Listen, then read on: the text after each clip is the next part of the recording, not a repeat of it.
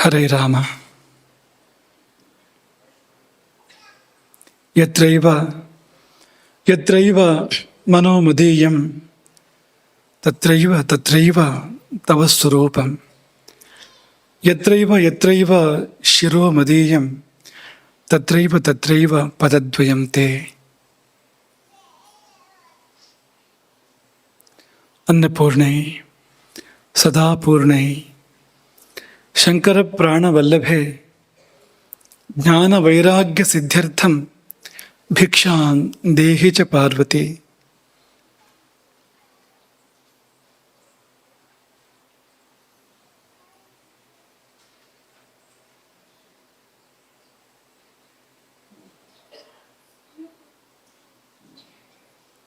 ಅನ್ನಬ್ರಹ್ಮ ಚಾತುರ್ಮಾಸ್ಯ 4ನೇ ದಿನ. ಈ ದಿನ ಬಹಳ ವಿಶೇಷವಾದ ದಿನ. ಯಾಕೆಂದರೆ ಈ ದಿನ ಭಿಕ್ಷೆ ಅನ್ನಪೂರ್ಣೇಶ್ವರಿಯದು. ಅನ್ನಬ್ರಹ್ಮ ಚಾತುರ್ಮಾಸ್ಯ ಭಿಕ್ಷೆ ಅನ್ನಪೂರ್ಣೆಯದು. ದೇವಿಯರ ಕೈಗಳಲ್ಲಿ ಬೇರೆ ಬೇರೆ ಬಗೆಯ ಆಯುಧಗಳಿರ್ತವೆ. ಶೂಲ ಇರ್ಬೋದು, ಖಡ್ಗ ಇರ್ಬೋದು, ಧನುರ್ಬಾಣಗಳಿರ್ಬೋದು. ಆದರೆ ಈ ಒಂದು ದೇವಿಯ ಕೈಯಲ್ಲಿ ಮಾತ್ರ ಅಮೃತ ತುಂಬಿದ ಕುಂಭ ಮತ್ತು ಸೌಟು. ಆಕೆ ವರ್ಣನೆ ಮಾಡುವಾಗ ಭಿಕ್ಷಾ ಪ್ರದಾನ ನಿರತಾಂ ಅಂತಲೇ ವರ್ಣನೆ ಮಾಡ್ತಾರೆ. ನವ ಹೇಮವರ್ಣಾಂ ಅಂಬಾಂ ಭಜೆ ಕನಕಭೂಷಣ ಮಾಲ್ಯ ಶೋಭಾಂ. ಆಕೆ ಭಿಕ್ಷಾ ಪ್ರದಾನ ನಿರತಾಂ ಅಂದರೆ ಅನವರತವಾಗಿ ಅದೊಂದೇ ಕಾರ್ಯವನ್ನು ಮಾಡ್ತಾ ಇರ್ತಾಳೆ, ಭಿಕ್ಷೆಯನ್ನು ಕೊಡ್ತಾ ಇರ್ತಾಳೆ. ಯಾಕೆಂದರೆ ಇಷ್ಟು ಕೋಟಿ ಕೋಟಿ ಜೀವಗಳು ಊಟ ಮಾಡಬೇಕಲ್ಲ. ಪ್ರತಿನಿತ್ಯ ಈ ಕೋಟಿ ಜೀವಗಳು ಏನು ಊಟ ಮಾಡ್ತವೆ ಅದೆಲ್ಲ ಆಕೆಯ ಭಿಕ್ಷೆಯೇ ಹೌದು. ಹಾಗಾಗಿ ಅವಳಿಗೆ ಬಡಿಸಿ ಮುಗಿಯಿತು ಅಂತಲೇ ಇಲ್ಲ, ನಿರಂತರವಾಗಿ ಆ ಕಾರ್ಯವನ್ನು ಮಾಡ್ತಾ ಇರ್ತಾಳೆ. ಅಂತಹ ಅನ್ನಪೂರ್ಣೇಶ್ವರಿ ಕ್ಷೇತ್ರದ ವತಿಯಿಂದಲೇ ಭಿಕ್ಷೆ ಶಬ್ದ ಕೂಡ ಅದು ನೋಡಿ, ಅನ್ನದಾನ ಅಂತಲೂ ಅಲ್ಲ, ಭಿಕ್ಷೆ, ಭಿಕ್ಷಾ ಸೇವೆ ಅಂತ. ಅದು ಇವತ್ತು ನೆರವೇರದೆ ಪೀಠಕ್ಕೆ ಪರಮಾಪ್ತರಾಗಿರ್ತಕ್ಕಂಥ ಭೀಮೇಶ್ವರ ಜೋಯಿಸರು ಮತ್ತು ಕುಟುಂಬದವರು ಪ್ರತಿ ವರ್ಷದಂತೆ ಆ ಸೇವೆಯನ್ನು ನೆರವೇರಿಸಿದ್ದಾರೆ. ಆ ಕುಟುಂಬಕ್ಕೂ ಮತ್ತು ಕ್ಷೇತ್ರದ ಎಲ್ಲರಿಗೂ ವಿಶೇಷವಾಗಿರ್ತಕ್ಕಂಥ ಶುಭಾಶೀರ್ವಾದಗಳು. ಅವರು ಯಾಕೆ ಪ್ರತಿ ವರ್ಷ ಈ ದಿನ ಭಿಕ್ಷೆ ಮಾಡ್ತಾರೆ ಅಂದರೆ, ಈ ದಿನ ವರ್ಧಂತಿ. ಹಾಗಂದ್ರೆ ಏನು ಅಂದರೆ, ನಾವು ಹೇಳೋದಿಷ್ಟೇ, ಶರೀರ ಬಂದ ದಿನ ಅಂತ. ಭೂಮಿಗೆ ಶರೀರ ಬಂದ ದಿನ. ಅದಕ್ಕೂ ಈ ಅನ್ನಬ್ರಹ್ಮ ಚಾತುರ್ಮಾಸಕ್ಕೂ ಏನಪ್ಪ ಸಂಬಂಧ ಅಂದರೆ, ಅದು ಬಿಟ್ಟು ನಾವೇನು ಮಾತಾಡೋದಿಲ್ಲ. ಅಲ್ಲೇ ಏನಿದ್ರು ಕೂಡ ಆ ಬೇಲಿ ಒಳಗೆ ವ್ಯವಹಾರ. ಈ ಶರೀರ ಎನ್ನುವುದು ಅನ್ನ ಸಂಭವ, ಅನ್ನದಿಂದಲೇ ಶರೀರ.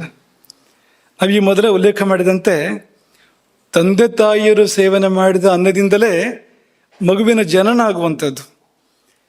ದೇಹಧಾತುಗಳು ಆ ಅನ್ನದಿಂದ ನಿರ್ಮಾಣವಾಗುವಂಥದ್ದು. ಹಾಗಾಗಿ ಅಲ್ಲಿಂದ ಪ್ರಾರಂಭ ಅದು ಶರೀರ ಅನ್ನ ಸಂಭವ ಎನ್ನುವಂಥದ್ದು. ಹುಟ್ಟಿದ ಮೇಲೂ ಕೂಡ ಜೀವಕೋಶಗಳು ಕ್ಷಣ ಕ್ಷಣ ಸಾಯ್ತಾ ಇರ್ತವೆ ನೋಡಿ, ಮತ್ತೆ ಹೊಸದಾಗ್ತಾ ಇರ್ತವೆ.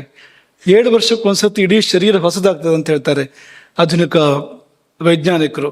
ಅದೆಲ್ಲ ಎಲ್ಲಿಂದ ಬಂತು ಅಂದರೆ, ತಾಯಿ ತಂದೆ ಕೊಟ್ಟಿದ್ದು ಆರಂಭದಲ್ಲಿ ಹುಟ್ಟುವಾಗ ಇದ್ದಿದ್ದು, ಅದು ಕೂಡ ಅನ್ನ ಸಂಭವವೇ ಹೌದು. ಆದರೆ ಮತ್ತೆ ಮತ್ತೆ ಶರೀರ ಹೊಸದಾಗುವಾಗ ಅನ್ನಪೂರ್ಣೇಶ್ವರಿಯೇ ತಾಯಿ ಅದಕ್ಕೆ. ಹಾಗಾಗಿ ದೇಹ ಬಂದ ದಿನ, ದೇಹ ಎಲ್ಲಿಂದ ಬಂತೋ, ಮೂಲದಲ್ಲಿ ಎಲ್ಲಿಂದ ಬಂತೋ ಅನ್ನಪೂರ್ಣೇಶ್ವರಿಯನ್ನು ಮತ್ತು ಅನ್ನವನ್ನು ನಾವು ನೆನೆಸಿಕೊಳ್ಳಬೇಕು. ಇನ್ನು ದೇಹ ಬಂದ ದಿನ ದೇಹ ಮತ್ತೆ ಬರದಂತೆ ಮಾಡ್ಕೊಳ್ಳೋದು ಹೇಗೆ ಅನ್ನೋದನ್ನು ಚಿಂತನೆ ಮಾಡಬೇಕು. ಎಲ್ಲರೂ ಕೂಡ ಚಿಂತನೆ ಮಾಡಬೇಕಾಗಿರೋದು ಏನಂದ್ರೆ, ಇದೊಂದು ಬಂಧನ. ಆತ್ಮ ಅದು ಸರ್ವವ್ಯಾಪ್ತ, ಆದರೆ ಅದು ಒಂದು ಶರೀರದೊಳಗೆ ಬಂಧಿಯಾಗಿದೆ ನೋಡಿ ಅಂತ. ಬಿಡುಗಡೆ ಬೇಕು ಅದಕ್ಕೆ. ಹಾಗಾಗಿ ಮತ್ತೆ ಶರೀರ ಬರಬಾರ್ದು. ಹಾಗೆ ಹೇಗೆ ಮಾಡ್ಕೊಳ್ಬೇಕು ಅನ್ನೋದನ್ನು ಚಿಂತನೆ ಮಾಡೋದಕ್ಕೆ ಆ ದಿನ ಮೀಸಲಾಗಿರಬೇಕು. ಇದೆಲ್ಲ ಅದೇ, ನೀವು ಆಹಾರದ ಬಗ್ಗೆ ಸರಿಯಾಗಿ ತಿಳ್ಕೊಂಡ್ರೆ ಮೋಕ್ಷದ ಬಗ್ಗೆ ಸರಿಯಾಗಿ ತಿಳ್ಕೊಂಡಿರ್ತೀರಿ. ಅಥವಾ ನಿದ್ದೆ ಬಗ್ಗೆಯೋ ಬ್ರಹ್ಮಚರ್ಯದ ಬಗ್ಗೆ ತಿಳ್ಕೊಂಡ್ರೆ ಅದು ಬೇರೆ ಏನನ್ನೂ ಹೇಳ್ತಾ ಇರೋದಿಲ್ಲ, ಮೋಕ್ಷವನ್ನೇ ಹೇಳ್ತಾ ಇರ್ತದೆ. ಯಾವುದನ್ನೇ ಸರಿಯಾಗಿ ಮಾಡಿದ್ರು, ಈ ಜೀವನದಲ್ಲಿ ಮಾಡಬೇಕಾದ ಸಂಗತಿಗಳಿದೆಯಲ್ಲ, ಯಾವುದನ್ನೇ ಸರಿಯಾಗಿ ಮಾಡಿದ್ರು ಅದು ನಮ್ಮನ್ನು ಮೋಕ್ಷಕ್ಕೆ ಕರ್ಕೊಂಡು ಹೋಗಬೇಕು. ಅದರ ಕ್ರಮ ಇರೋದು ಹಾಗೆ, ಅದರ ವ್ಯವಸ್ಥೆ ಇರೋದು ಹಾಗೆ. ಹಾಗಾಗಿ ಆ ದೃಷ್ಟಿಯಿಂದಲೂ ಈ ಪ್ರವಚನ ಸಾರ್ಥಕ ಎಂಬುದಾಗಿ ನಾವು ಭಾವಿಸ್ತೇವೆ. ನಿನ್ನೆ ಶರೀರದ ವೈಭವವನ್ನು ಹಾಡಿ ಹೊಗಳಿ ಕೊಟ್ಟ ಕೊನೆಯಲ್ಲಿ ಒಂದು ಸ್ವಲ್ಪ ಶರೀರವನ್ನು ಜರೆಯಲಾಗಿತ್ತು ಅಲ್ವಾ? ನಾವೇನು ಹೊಸದಾಗಿ ಜರೆದಿದ್ದಲ್ಲ, ಪೂರ್ವಜರು ಯಾರೋ ಆಡಿದ ಮಾತು ಅದು. ಸರ್ವಾಶುಚ ನಿಧಾನಸ್ಯ ಕೃತಘ್ನಸ್ಯ ವಿನಾಶಿನಃ ಶರೀರಕಸ್ಯ ಕೃತೆ ಮೂಢ ಪಾಪಾನಿ ಕುರ್ವತೆ. ಶರೀರಕ ಅನ್ನೋ ಶಬ್ದ ಬಳಸಿದ್ದಾರೆ ಇಲ್ಲಿ, ಶರೀರ ಅನ್ನೋ ಶಬ್ದ ಬಳಸಿಲ್ಲ. ಶರೀರಕ ಅಂದ್ರೆ ಅದು ಕುತ್ಸಿತ ಅಂತ. ಆ ಕ ಪ್ರತ್ಯಯ ಬೇರೆ ಬೇರೆ ಅರ್ಥದಲ್ಲಿ ಬರ್ತದೆ. ಇಲ್ಲಿ ಕುತ್ಸಿತ ಅರ್ಥದಲ್ಲಿ ಶರೀರ ಅಂದ್ರೆ ಅದು ಕುತ್ಸಿತ ಅನ್ನೋ ದೃಷ್ಟಿಯಿಂದಲೇ ಶರೀರಕ ಅನ್ನೋ ಶಬ್ದವನ್ನು ಬಳಸಿದ್ದಾರೆ. ವೃಕ್ಷಕ ಅಂದ್ರೆ ಕುಬ್ಜ ವೃಕ್ಷ ಅಂತ. ಉನ್ನತ ವೃಕ್ಷಕ್ಕೆ ವೃಕ್ಷಕ ಅಂತ ಕರೆಯೋಕೆ ಸಾಧ್ಯ ಇಲ್ಲ ಅಂತ. ಆ ಕ ಬಂತು ಅಂದ್ರೆ ಎಲ್ಲ ಕಡೆ ಹಾಗೆ ಅಂತಲ್ಲ, ಹಲವಾರು ಕಡೆಯಲ್ಲಿ ಕುಬ್ಜತ್ವ ಅಥವಾ ಕುತ್ಸಿತತ್ವ ಅರ್ಥ ಬರುವಂಥದ್ದು. ಹಾಗೆ ಕುತ್ಸಿತವಾಗಿ ಶರೀರವನ್ನು ಏಕಪ್ಪ ನೋಡಿದ್ರು. ಇವರೇ ಹಾಡಿ ಹೊಗಳಿದ್ದಾರೆ ಬೇರೆ ಬೇರೆ ರೀತಿಯಿಂದ. ಈಗ ಇದ್ದಕ್ಕಿದ್ದಾಗ ಬೈಯೋಕೆ ಶುರು ಮಾಡಿದ್ದಾರೆ. ಒಳ್ಳೆ ಕಥೆ ಆಯ್ತಲ್ಲ. ಈಗ ನೀವು ವಾಹಿನಿಗಳನ್ನ ಅವಲೋಕನ ಮಾಡ್ತಾ ಇದ್ರೆ, ಸುದ್ದಿ ವಾಹಿನಿಗಳನ್ನು, ಸುದ್ದಿ ಪತ್ರಿಕೆಗಳನ್ನ ಅವಲೋಕನ ಮಾಡ್ತಾ ಇದ್ರೆ, ನಿನ್ನೆವರೆಗೆ ಯಾರು ಬೈದಿರ್ತಾರೋ ಅವರೇ ಇವತ್ತಿಂದ ಹೊಗಳ್ತಾ ಇರ್ತಾರೆ. ಮತ್ತೊಂದು 4 ದಿನ ಬಿಟ್ಟು ಅಥವಾ 4 ತಿಂಗಳು ಬಿಟ್ಟು ಮತ್ತೆ ಬೈಯೋಕೆ ಶುರು ಮಾಡ್ತಾರೆ. ಹಾಗಾಯ್ತಲ್ಲ ಅಂದ್ರೆ ಹಾಗಲ್ಲ. ಇದು ಅದೆಲ್ಲ ಕೇವಲ ಲಾಭದ ಮೇಲೆ ನಿಂತಿರುವಂಥದ್ದು. ಇದು ಹಾಗಲ್ಲ. ಇದರಲ್ಲಿ ಎರಡೂ ದೃಷ್ಟಿಗಳಿದೆ ಅಂತ ಇದರಲ್ಲಿ. ಈಗ ನೀವು ಹಾಗೆ ನೋಡಿದ್ರೆ ಹಾಗೆ, ಹೇಗೆ ನೋಡಿದ್ರೆ ಹಾಗೆ. ಇದೊಂದು ಪ್ರಶ್ನೆ ಯಾಕೆ ಕೇಳಿದ್ವಿ ನಾವು, ಹೀಗ್ಯಾಕೆ ಹೇಳಿದ್ರು ಎನ್ನುವ ರೀತಿಯಲ್ಲಿ ಕೇಳಿದ್ವು. 12 ಉತ್ತರಗಳು ಬಂದಿದೆ. ಅದರಲ್ಲಿ 3 ಉತ್ತರ ಒಂಚೂರು ಮೊದಲು ಸಿಕ್ಕಿತ್ತು, 9 ಈಗ ಸಿಕ್ಕಿದೆ ನಮಗೆ. ಒಂದು ಸತಿ ಹೀಗೆ ಕಣ್ಣಾಯಿಸಿದ್ದೇವೆ. ನಮ್ಮ ವಿದ್ಯಾರ್ಥಿಗಳು ಕೊಟ್ಟಿರೋ ಉತ್ತರ, ದೊಡ್ಡವರು ಒಬ್ಬರಿಬ್ಬರು ಉತ್ತರ ಕೊಟ್ಟಿದ್ದಾರೆ. ತುಂಬ ಸುಂದರವಾದ ಉತ್ತರಗಳನ್ನು ಕೊಟ್ಟಿದ್ದಾರೆ ವಿದ್ಯಾರ್ಥಿಗಳು. ಕೆಲವು ಉತ್ತರಗಳು ನಮಗೆ ಅಂದರೆ ಪಾಠ ಮಾಡಿದ ಸಾರ್ಥಕ ಅಂತ ಅನಿಸುವಂಥ ಉತ್ತರಗಳು, ಪ್ರೌಢವಾಗಿರುವಂಥ, ಅದು ಸರಿಯಾಗಿ ಗುರಿಯನ್ನು ಮುಟ್ಟುವಂಥ ಉತ್ತರಗಳನ್ನು ಮಕ್ಕಳು ಕೊಟ್ಟಿದ್ದಾರೆ. ಇದನ್ನು ಮುಂದಿನ ಪ್ರವಚನದ ಸಂದರ್ಭಗಳಲ್ಲಿ ಇದನ್ನು ಪ್ರದರ್ಶನ ಮಾಡೋಣ ಅಥವಾ ಸಭೆಯ ಗಮನಕ್ಕೆ ತರೋಣ. ಇವತ್ತು ನೋಡಿ ಆಗಿಲ್ಲ ನಾವಿನ್ನು ಅದನ್ನು. ಆದರೆ ಹೀಗೆ ಏನು ಮೇಲ್ನೋಟಕ್ಕೆ ನೋಡಿದಷ್ಟಕ್ಕೆ ತುಂಬ ನಮಗೆ ಸಂತೋಷವನ್ನು, ಆನಂದವನ್ನು ತರುವಂತೆ ಇದೆ. ಈ ಮಕ್ಕಳಲ್ಲ, ಅವರು ಬೆಳೆದಿದ್ದಾರೆ ಅಂತ ಗೊತ್ತಾಗ್ತದೆ. ನೋಡೋಕೆ ಮಕ್ಕಳಾದರೂ ಕೂಡ ಅವರು ಅರಿವಿನ ದೃಷ್ಟಿಯಿಂದ ವಿಕಾಸವನ್ನು ಹೊಂದಿರುವಂಥದ್ದು, ಎತ್ತರಕ್ಕೆ ಬೆಳೆದಿರುವಂಥದ್ದು ಉತ್ತರಗಳಿಂದ ಗೊತ್ತಾಗ್ತಾ ಇದೆ. ಹಾಗಾಗಿ ಅದನ್ನು ಪುನಃ ಆ ಉತ್ತರಗಳನ್ನು ಅವಕಾಶ ತಗೊಂಡು ಪರಿಶೀಲನೆ ಮಾಡೋಣ. ಈ ಶ್ಲೋಕದ ಕೊನೆಯ ಭಾಗ ನೋಡಿದರೆ ನಮ್ಗದು ಯಾಕೆ ಆ ಥರ ಹೇಳಿದ್ರು ಅಂತ ಗೊತ್ತಾಗತ್ತೆ ನಮಗೆ. ಸರ್ವಾಶುಚ ನಿಧಾನಸ್ಯ ಕೃತಘ್ನಸ್ಯ ವಿನಾಶಿನಃ ಶರೀರಕಸ್ಯ ಕೃತೆ ಮೂಢಾಹ ಪಾಪಾನು ಕುರುವತೆ. ಇಂಥ ಶರೀರಕ್ಕಾಗಿ ಪಾಪ ಮಾಡ್ತಾರಲ್ಲ ಮೂಢರು. ಹೊಲಸಿನಿಂದ ತುಂಬಿದೆ, ಹೊಲಸನ್ನೇ ಹೊರಚೆಲ್ತಾ ಇದೆ ನಿರಂತರವಾಗಿ. ಸರ್ವಶುಚಿ ನಿಧಾನಸ್ಯ ಅಂದ್ರೆ ಹಾಗೆ ಅಂತ. ಪ್ರತಿಕ್ಷಣ ಒಳಗಿಂದ ಹೊರಸೂಸುವುದು ಅದು ಕೊಳೆ ಹೊರತು ಅದೇನು ಅಮೃತ ದ್ರವ ಅಲ್ಲ. ಅಮೃತ ದ್ರವವೂ ಸೂಸಬಹುದಂತೆ ಸಾಧಕೋತ್ತಮರಿಗೆ. ಯೋಗ ಸಾಧನೆ ಮಾಡುವಾಗ ಆರಂಭದಲ್ಲಿ ಬಂದ ಬೆವರನ್ನು ಒರೆಸ್ಬೇಕು ಅಂತ ನಿಯಮ. ಒಂದು 6 ತಿಂಗಳು ಕಳೆದ ಮೇಲೆ ಅಂದರೆ 6 ತಿಂಗಳು ಏನು ಸಾಧನೆ ಮಾಡಿರಬೇಕು ಆ ಸಾಧನೆ ಮಾಡಿದರೆ, ಹೇಗೆ ಮಾಡಬೇಕು ಹಾಗೆ ಮಾಡಿದರೆ ಆಮೇಲೆ ಬಂದ ಬೆವರನ್ನು ಒರೆಸಬಾರದು. ಹಾಗೆ ಮೈಯಲ್ಲೇ ಆರುವಂತೆ ಅದು ನೋಡ್ಕೊಳ್ಬೇಕು ಅಂತ. ಯಾಕೆಂದ್ರೆ ಮೊದಲು ಬಂದದ್ದೆಲ್ಲ ದೋಷ ಅಂತ. ಯೋಗ ಸಾಧನೆ ಆರಂಭದಲ್ಲಿ ಬೆವರಾಗಿ ಹೊರಬರುವಂಥದ್ದು ದೋಷ ಅಂತ. ಸಾಧನೆ ಮುಂದುವರಿದ ಮೇಲೆ ಹೊರಗೆ ಬರುವಂಥದ್ದು ದೋಷ ಅಲ್ಲ, ಸತ್ವ ಅಂತ, ಅಂತಃಸತ್ವ ಅಂತ. ಅದೇ ಬೆವರಾಗಿ ಹೊರಚೆಲ್ಲುವಂಥದ್ದು. ಹಾಗೆ ಅದನ್ನು ಹಾಳು ಮಾಡ್ಕೊಳ್ಬೇಡಿ, ಹಾಗೆ ಮೈ ಮೇಲೆ ಅದನ್ನು ಅಲ್ಲೇ ಆರಿ ಹೋಗುವಂತೆ ಮಾಡ್ಕೊಳ್ಳಿ ಎಂಬುದಾಗಿ ಯೋಗಜ್ಞರು, ಯೋಗವನ್ನು ಬಲ್ಲವರು ಹೇಳ್ತಾರೆ. ಹಾಗಾಗಿ ಅಂಥದ್ದುಂಟು, ಇಲ್ಲ ಅಂತಲ್ಲ, ಅಂಥವ್ರ ವಿಷಯ ಅಲ್ಲ ಇದು. ಯಾರು ಪಾಪ ಮಾಡ್ತಾರೆ ಅಂಥವ್ರ ಬಗ್ಗೆ ಹೇಳ್ತಾ ಇರುವಂಥ ಮಾತು. ಪಾಪ ಮಾಡ್ತಾ ಇದೀಯಾ? ಯಾವುದಕ್ಕಾಗಿ ಪಾಪ ಮಾಡ್ತಾ ಇದೀಯಾ? ಶರೀರಕ್ಕಾಗಿ ಪಾಪ ಮಾಡ್ತಾ ಇದೀಯಾ? ಶರೀರ ಏನಿದು ಅಂದರೆ ಪರಿಕೊಳಕು. ಮೇಲೊಂದು ಹೊದಿಕೆ ಮಾತ್ರ ಇದೆ, ಚಂದದ ಹೊದಿಕೆ ಮಾತ್ರ ಇದೆ, ಚರ್ಮದ ಹೊದಿಕೆ, ಮೇಲು ಸುತ್ತಿದ ಚರ್ಮದ ಹೊದಿಕೆ ಅಂತ ಹೇಳ್ತಾರಲ್ಲ ದಾಸರು, ಅದು ಮಾತ್ರ ಚಂದ ಅಂತ. ಇವತ್ತಿನ ಕಾಲದಲ್ಲಿ ಅಂಗಡಿಗಳು ಸಿಗುತ್ತೆ ನೋಡಿ ವಸ್ತುಗಳು, ಹೊದಿಕೆ ಮಾತ್ರ ಚಂದ ಅಂತ. ನೀವು ತೆರೆದು ನೋಡಿದ್ರೆ ಒಳಗೆ ಏನಿದೆಯೋ ದೇವರಿಗೆ ಗೊತ್ತು. ಇವತ್ತು ಉದ್ಯಮ ಕಾರ್ಖಾನೆಗಳು ಹೇಗೆ ಕೆಲಸ ಮಾಡ್ತವೆ ಅಂದರೆ, ಒಳಗಿರುವ ವಸ್ತುವಿನಿಗಿಂತ ಹೆಚ್ಚು ಹೊರಗಿರುವ ಅದರ ಹೊದಿಕೆ ಹೇಗಿದೆ ಅಂತ, ಅದನ್ನಿಟ್ಟಿರುವ ಚೀಲ ಎಂಥದ್ದು, ಅದಕ್ಕೆ ವಿಪರೀತ ಮಹತ್ವ, ಅದಕ್ಕೆ ಖರ್ಚು ಮಾಡುವಂಥದ್ದು ಅಂತ. ಯಾಕೆಂದರೆ ಕಣ್ಣಿಗೆ ಅದು ಸೊಗಸಾಗಿ ಕಂಡು ನಾವು ಜನ ಅದನ್ನು ತಗೊಳ್ತಾರೆ, ಅದನ್ನು ಮೋಸ ಹೋಗ್ತಾರೆ, ಒಳಗಿರುವ ವಿಷಯವನ್ನು ತಿಂತಾರೆ, ಕೆಡುಕನ್ನು ಅವರು ತಗೊಳ್ಳೋ ಹಾಗಾಗ್ತದೆ. ಆದರೆ ಮೇಲ್ನೋಟಕ್ಕೆ ಮಾತ್ರ ಚೆಂದ, ಅದು ಚಿನ್ನದ ಜಿಂಕೆಯ ಹಾಗೆ, ಮೇಲ್ನೋಟಕ್ಕೆ ರಮಣೀಯ, ಒಳಗೆ ಮರಣೀಯ. ರಮಣೀಯ ಮತ್ತು ಒಂದು ಅಕ್ಷರ ಆಚೆ ಈಚೆ ಮಾಡಿದರೆ ಮರಣೀಯ ಅಂತ, ಅಂಥದ್ದದು ಅಂತ, ಮರಣ ಸಮಾನವಾಗಿರುವಂಥದ್ದು. ಹಾಗಾಗಿ ಹಾಗೆ ಇರ್ತದೆ ನೋಡಿ. ಹಾಗಿದೆ ಶರೀರ, ಇದಕ್ಕಾಗಿ ಯಾಕೆ ನೀನು ಪಾಪ ಮಾಡ್ತೀಯೇ ಅಂತ ಪಾಪ ಮಾಡೋನೇ ಹೇಳ್ತಾ ಇರೋ ಮಾತಿದು.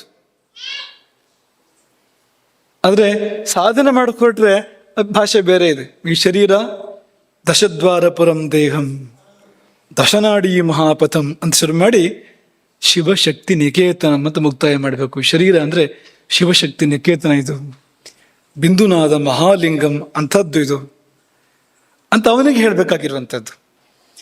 ಅದೇ ಈ ಶರೀರವನ್ನು ಹೇಗೆ ಉಪಯೋಗಿಸ್ಬೇಕು ಹಾಗೆ ಉಪಯೋಗಿಸ್ದೆ ಇದನ್ನು ದುರುಪಯೋಗ ಮಾಡ್ತಾ ಇದ್ರೆ, ಅದು ಶರೀರಕ್ಕೋಸ್ಕರವಾಗಿ ದುರುಪಯೋಗ ಮಾಡ್ತಾ ಇದ್ರೆ ಹೇಗೂ ಬಿದ್ದು ಹೋಗುವಂಥದ್ದು. ಇದ್ದಾಗಲೂ ಕೊಟ್ಟಿದ್ದು ಯಾವುದನ್ನೂ ಇಟ್ಕೊಳ್ಳೋದಿಲ್ಲ. ನಿನ್ನೆ ಹೇಳಿದ ಹಾಗೆ ಮಧ್ಯಾಹ್ನ ಊಟ ಮಾಡಿದ್ರೆ ಸಾಯಂಕಾಲಕ್ಕೆ ಮತ್ತೆ ಬೇಕು ಅಂತ ಕೇಳ್ತದೆ, ಸಾಯಂಕಾಲ ದೂರಕ್ಕೆ ಕಾಯೋದೇ ಇಲ್ಲ. ಊಟಕ್ಕೆ 5 ನಿಮಿಷಕ್ಕೆ ಚಹಾ ಬೇಕು, ಕಾಫಿ ಬೇಕು ಅಂತ ಕೇಳ್ತದೆ ಅಲ್ವಾ? ಅದಾಗಿ ಮತ್ತೊಂದು 2 ಗಂಟೆಗೆ ಶಂಕರಪಳೆ ಬೇಕು ಅಂತ ಕೇಳ್ತದೆ. ನಿನ್ನೆ ಹೇಳಿದ್ವಲ್ಲ ನಮಗೆ ಮಧ್ಯಾಹ್ನದ ಮೇಲಿನ ತಿಂಡಿ ಅಂತ, ಒಂದು 4-5 ಗಂಟೆ ತಿಂಡಿ ಅಂತ ಅದು ಬೇಕು ಅಂತ ಕೇಳ್ತದೆ. ಹೀಗೆ ಮತ್ತಮ್ಮ ಈಗೀಗಂತೂ ಲೆಕ್ಕವೇ ಇಲ್ಲ. ಅಡುಗೆ ಮನೆಗೆ ಹೋಗಿದ್ದು ಬಂದಿದ್ದು ಬಾಯಿ ಹಾಕೊಂಡಿದ್ದು, ಹೋಗಿದ್ದು ಬಂದಿದ್ದು ಬಾಯಿ ಹಾಕೊಂಡಿದ್ದು, ಕುರುಮ್ ಕುರುಮ್ ಕುರುಮ್ ದಿನ ಇಡೀ ಕಳೀತು. ಹಾಗೆ ಅಂತ ಇಡೀ ದಿನ ಕೇಳ್ತಾ ಇರ್ತದಲ್ಲ ಅದು ಅಂತ. ಕೊಟ್ಟಿದ್ದು ಯಾವ್ದು ಇಟ್ಕೊಂಡಿದ್ದಾರೆ, ಈಗಷ್ಟೇ ಕೊಟ್ಟಿದ್ದು ಮರ್ತೋಗ್ಬಿಡ್ತದೆ ಅದಕ್ಕೆ ಅಂತ. ಮತ್ ಕೊಡು ಎಷ್ಟು ಕೊಡೋದು? ಯಾರಾದ್ರೂ ಈ ಥರ ಸಾಲ ಕೇಳಿದ್ರೆ ನಮ್ಮಲ್ಲಿ, ಶರೀರ ನಮ್ಮನ್ನು ಹೇಗೆ ಕೇಳ್ತಾ ಇದೆಯೋ ಹಾಗೆ ಏನಾದ್ರು ಸಾಲ ಕೇಳಿದ್ರೆ ಏನು ಮಾಡ್ತಿದ್ವಿ ನಾವು?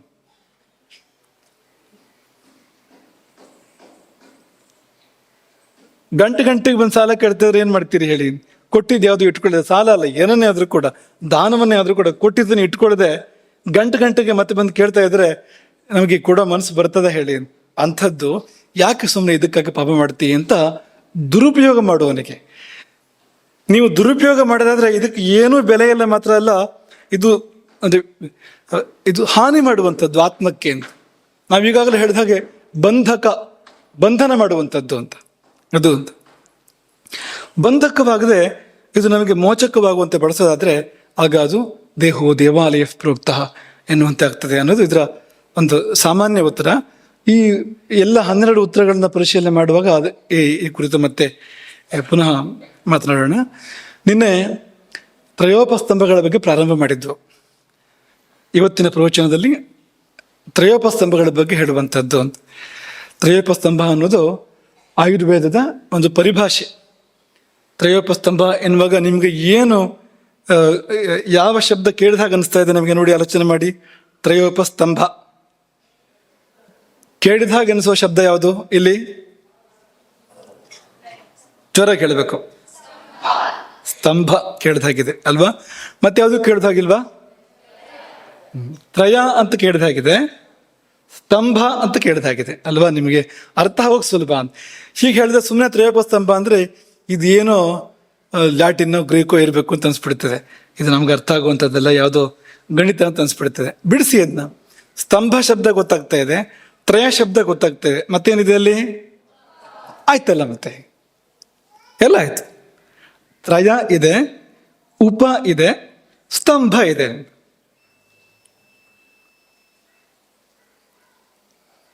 ಉಪ ಮತ್ತು ಸ್ತಂಭ ಅದು ಸೇರ್ಬೇಕದು. ಉಪಸರ್ಗ ಅಲ್ವಾ ಉಪ ಅನ್ನೋದು? ಸ್ವಂತ ಅದಕ್ಕೆ ಒಂದು ಅರ್ಥ ಇಲ್ಲ ಅದಕ್ಕೆ. ಉಪ ಅನ್ನೋದು ಬರೀ ಉಪ ಅನ್ನೋದಕ್ಕೆ ಯಾವ ಅರ್ಥವೂ ಇಲ್ಲ, ಇನ್ನೊಂದು ಶಬ್ದ ಬೇಕಾಗತ್ತೆ ಅದಕ್ಕೆ. ಹಾಗಾಗಿ ನೀವು ಉಪಸ್ತಂಭ ಅಂತ ಸೇರಿಸ್ಬೇಕು ನೀವು ಅದನ್ನ. ತ್ರಯ ಅನ್ನೋದೊಂದು ಶಬ್ದ, ಉಪಸ್ತಂಭ ಅನ್ನೋದು ಇನ್ನೊಂದು ಶಬ್ದ. ಸ್ತಂಭ ಅಂದ್ರೆ ಏನು? ಸ್ತಂಭ ಅಂದ್ರೆ ಕಂಬ.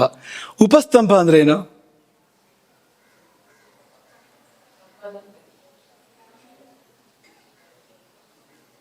ಜಾಣ ಮಕ್ಕಳೇ ಹೇಳಿ, ಉಪಸ್ತಂಭ ಅಂದ್ರೆ ಏನು? ಆ ಏನೇನ ಸ್ತಂಭ ಅಂದ್ರೂ ಅದೇ. ಉಪಸ್ತಂಭ ಅಂದ್ರೆ ಏನು ಅಂತ. ಸ್ತಂಭ ಅಂದ್ರೆ ಯಾವ್ದು ಆಧಾರವಾಗಿದೆಯೋ ಅದೇ ಸ್ತಂಭ. ಅದು ಆಧಾರವಾಗಿದ್ದಕ್ಕೆ ಆಧಾರವಾಗಿರೋದು ಅಂತ. ಸ್ತಂಭಕ್ಕೆ ಸ್ತಂಭ ಅಂತ ಅಲ್ವಾ? ಹಾಗಲ್ಲ. ಉಪ ಅಂದ್ರೆ ಸಮೀಪ ಅಂತ ಅರ್ಥ.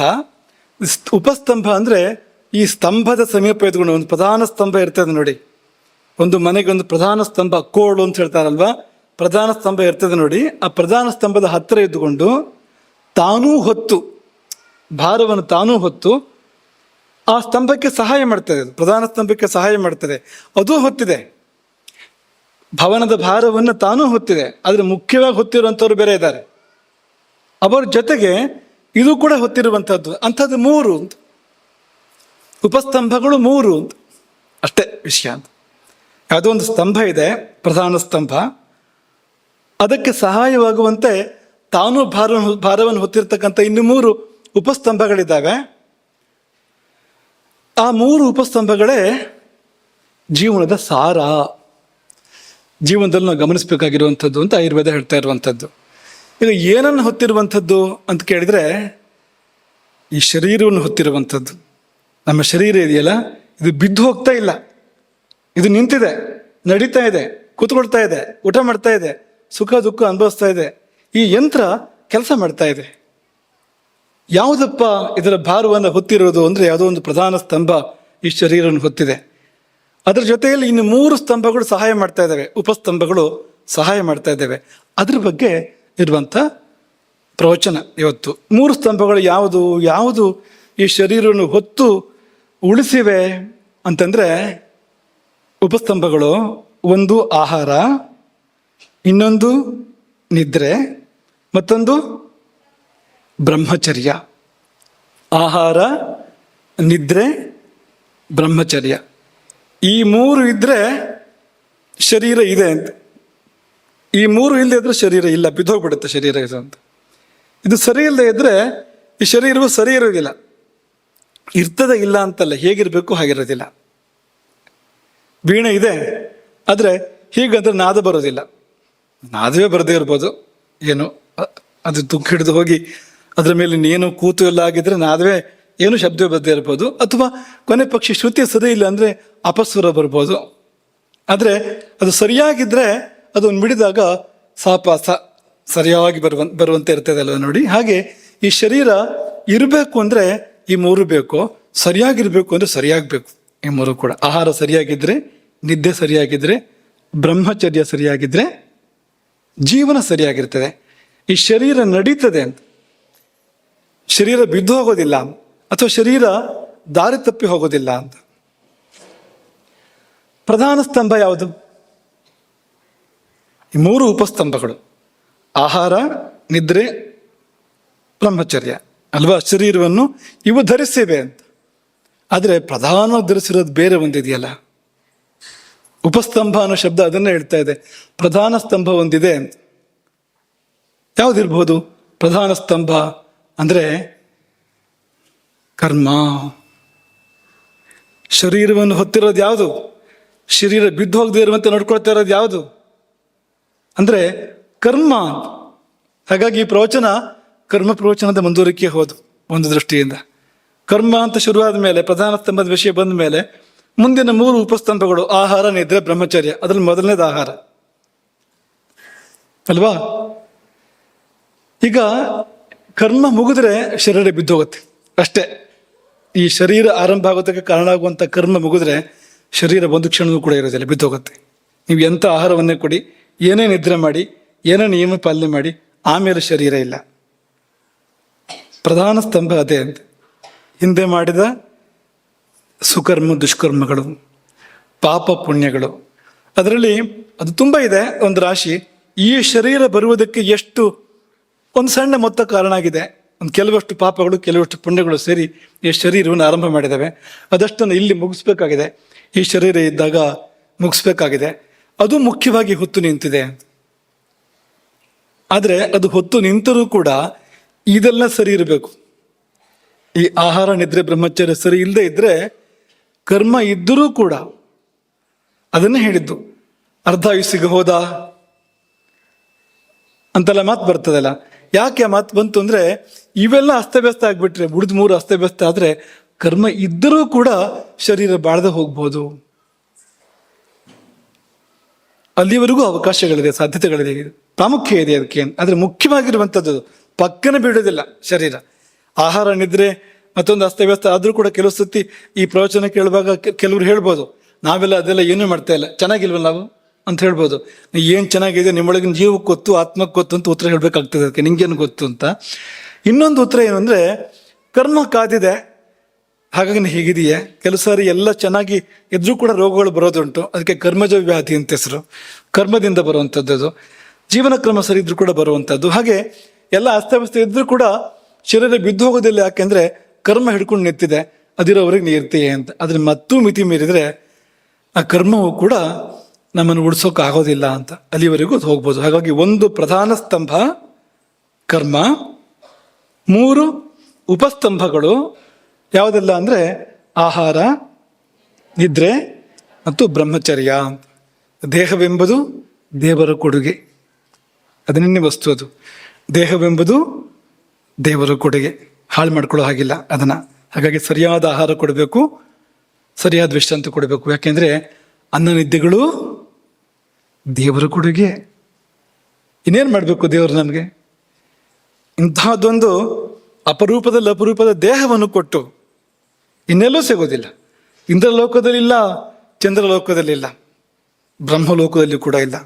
ಇಂತಹದ್ದೊಂದು ಶರೀರವನ್ನ ನಮಗೆ ಕೊಟ್ಟಿದ್ದಲ್ಲೇ ಈ ಶರೀರವನ್ನ ನಡೆಸೋದಕ್ಕೆ ಬೇಕಾಗುವಂಥ ಇಂಧನವನ್ನ ಮತ್ತು ವಿಶ್ರಾಂತಿಯನ್ನ ಅವನೇ ವ್ಯವಸ್ಥೆ ಮಾಡಿದ್ದಾನೆ.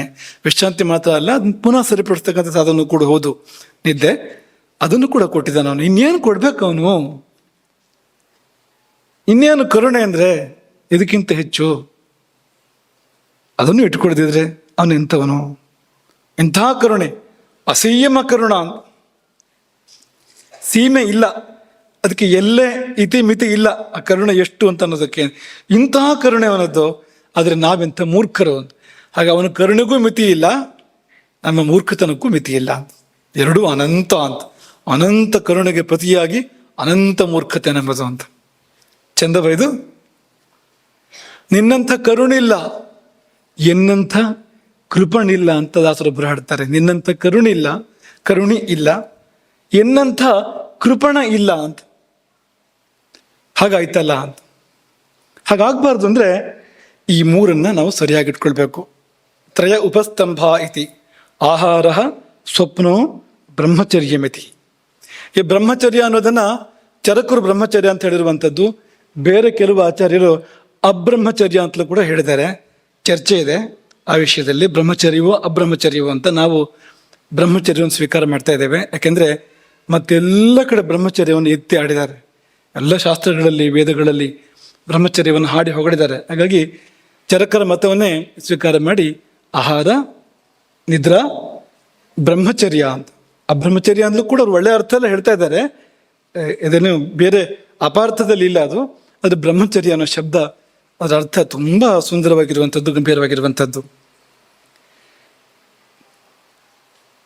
ಅನೇನ ಸ್ತಭ್ಯಮಾನಂ ಧಾರ್ಯಮಾಣಂ ಉಪ ಸಮೀಪಂ ಪ್ರಧಾನ ಕಾರಣಸ್ಯ ಗತ್ವಾ ಸ್ತಂಭಯತಿ ಧಾರಯತಿ ಇತಿ ಉಪಸ್ತಂಭ. ಯಥಾ ಗೃಹಧಾರಣ ನಿಯುಕ್ತ ಪ್ರಧಾನ ಸ್ತಂಭ ಸಮೀಪವರ್ತಿ.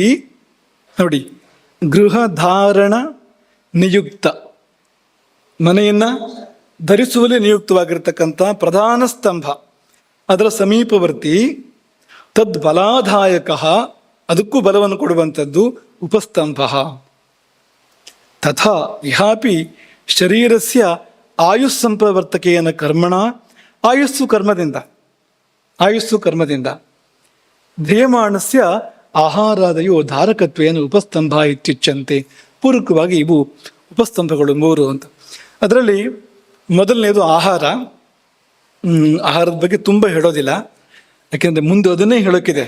ಚಾತುರ್ಮಾಸ ಮುಗಿಯೋವರೆಗೂ ಅದನ್ನೇ ಹೇಳೋಕ್ಕಿದೆ. ಹಾಗಾಗಿ ಅಲ್ಲಿ ಅದನ್ನ ವಿಸ್ತಾರ ಮಾಡೋಣ. ಈಗ ಒಂದು ಸ್ವಲ್ಪ ಅದನ್ನ ಗಚ್ಚದ್ ವ್ಯಾಖ್ಯಾನ ಅಂತ ಹೇಳ್ತಾರೆ, ಹೋಗ್ತಾ ಹೋಗ್ತಾ ಹಾಗೆ ಮುಟ್ಟು ಹೋಗೋದು ಅಂತ. ಆ ಥರ ಮಾಡೋಣ. ಏನು ಹೇಳ್ದಿರೋ ಹಾಗಿಲ್ಲ, ಯಾಕೆಂದರೆ ಅನ್ನಪೂರ್ಣೇಶ್ವರಿ ಬಂದು ಕೂತಿದ್ದಾಳೆ, ಹಾಗಾಗಿ ಮುಟ್ಟಿ ಹೋಗ್ಬೇಕು ನಾವು, ಅದನ್ನು ಮುಟ್ಟದೆ ಹೋಗೋ ಹಾಗಿಲ್ಲ. ಆದರೆ ವಿಸ್ತರಿಸೋದಕ್ಕೆ ಮುಂದೆ ಸಂದರ್ಭ, ಮುಂದೆ ಅವಕಾಶ ನಾಳೆ ಅಥವಾ ನಾಡಿದ್ದಿನಿಂದ ಇದೆ. ಹಾಗಾಗಿ ಒಂದು ಸ್ವಲ್ಪ ಅದನ್ನು ಸ್ಪರ್ಶ ಮಾಡ್ತಾ ಇದ್ದೇವೆ. ಆಹಾರದ ಬಗ್ಗೆ, ಆಹಾರದ ಮಹತ್ವದ ಬಗ್ಗೆ ಪ್ರಾಚೀನರು ಬೇಕಾದಷ್ಟು ಹೇಳಿದ್ದಾರೆ. ಒಂದು ಆಧುನಿಕ ಸೂಕ್ತಿ ನಮ್ಮ ಗಮನ ಸೆಳೀತು. ಏನು ಹೇಳ್ತಾ ಇದೆ ಅಂದರೆ, ಅದು ನೀವು ಏನು ತಿನ್ನುತ್ತೀರಿ ಮತ್ತು ಹೇಗೆ ಯೋಚಿಸುತ್ತೀರಿ ಎನ್ನುವುದರ ಪ್ರತಿಬಿಂಬವಾಗಿದೆ ನಿಮ್ಮ ದೇಹ. ಬಂತ ಮನಸ್ಸಿಗೆ? ನಿಮ್ಮ ದೇಹ ಯಾವುದರ ಪ್ರತಿಬಿಂಬ ಅಂದರೆ, ನೀವು ಏನು ತಿನ್ನುತ್ತೀರಿ ಅದರ ಪ್ರತಿಬಿಂಬ. ಏನು ಯೋಚಿಸುತ್ತೀರಿ ಅಥವಾ ಹೇಗೆ ಯೋಚಿಸುತ್ತೀರಿ ಅದರ ಪ್ರತಿಬಿಂಬ. ಅಂದರೆ ನಿಮ್ಮ ಅನ್ನವೇ, ನೀವು ತಿಂದ ಅನ್ನವೇ ನೀವು, ನಿಮ್ಮ ಮನಸ್ಸೇ ನೀವು ಅಂತ ಹೇಳಿದಾಗೆ. ಯಾಕೆಂದ್ರೆ ಅವನು ಏನು ಯೋಚನೆ ಮಾಡ್ತಾನೋ ಅಂಥದ್ದೆಲ್ಲ ಮಾಡ್ತಾನೆ ಅಲ್ವಾ? ರಾಮನಿಗೆ ಅಹಲ್ಯೆಯನ್ನು ಉದ್ಧಾರ ಮಾಡಬೇಕು ಅಂತ ಅನ್ನಿಸ್ತು, ಪಾದವನ್ನಿಟ್ಟ ಬಂಡೆಯ ಮೇಲೆ ಅಲ್ವಾ? ಮನಸ್ಸು ಕೃತಿಗೆ ಬಂತು. ಅದೇ ರಾಮಾವತಾರ ಅಂತಂದರೆ. ರಾವಣನಿಗೆ ಸೀತೆಯನ್ನು ಅಪಹಾರ ಮಾಡಬೇಕು ಅಂತ ಅನ್ನಿಸ್ತು ಅಂತ ಮೊದಲಾಗೋದೇನೋ ನೋಡಿ ಅಂತ. ಪಾಪ ಮೊದಲು ನಡೆಯೋದು ಎಲ್ಲಿ ಅಂದ್ರೆ ಒಳಗೆ ಅಂತ, ಮನಸ್ಸಿನಲ್ಲಿ ಅಂತ. ಮಾನಸ ಪಾಪ, ಆ ಬಳಿಕ ಅದು ವಾಚಿಕ ಪಾಪ ಮತ್ತು ಕರ್ಮವಾಗಿ, ದುಷ್ಕರ್ಮವಾಗಿ, ಕಾಯಿಕ ಪಾಪವಾಗಿ ಪರಿಣಮಿಸುವಂಥದ್ದು ಅಂತ.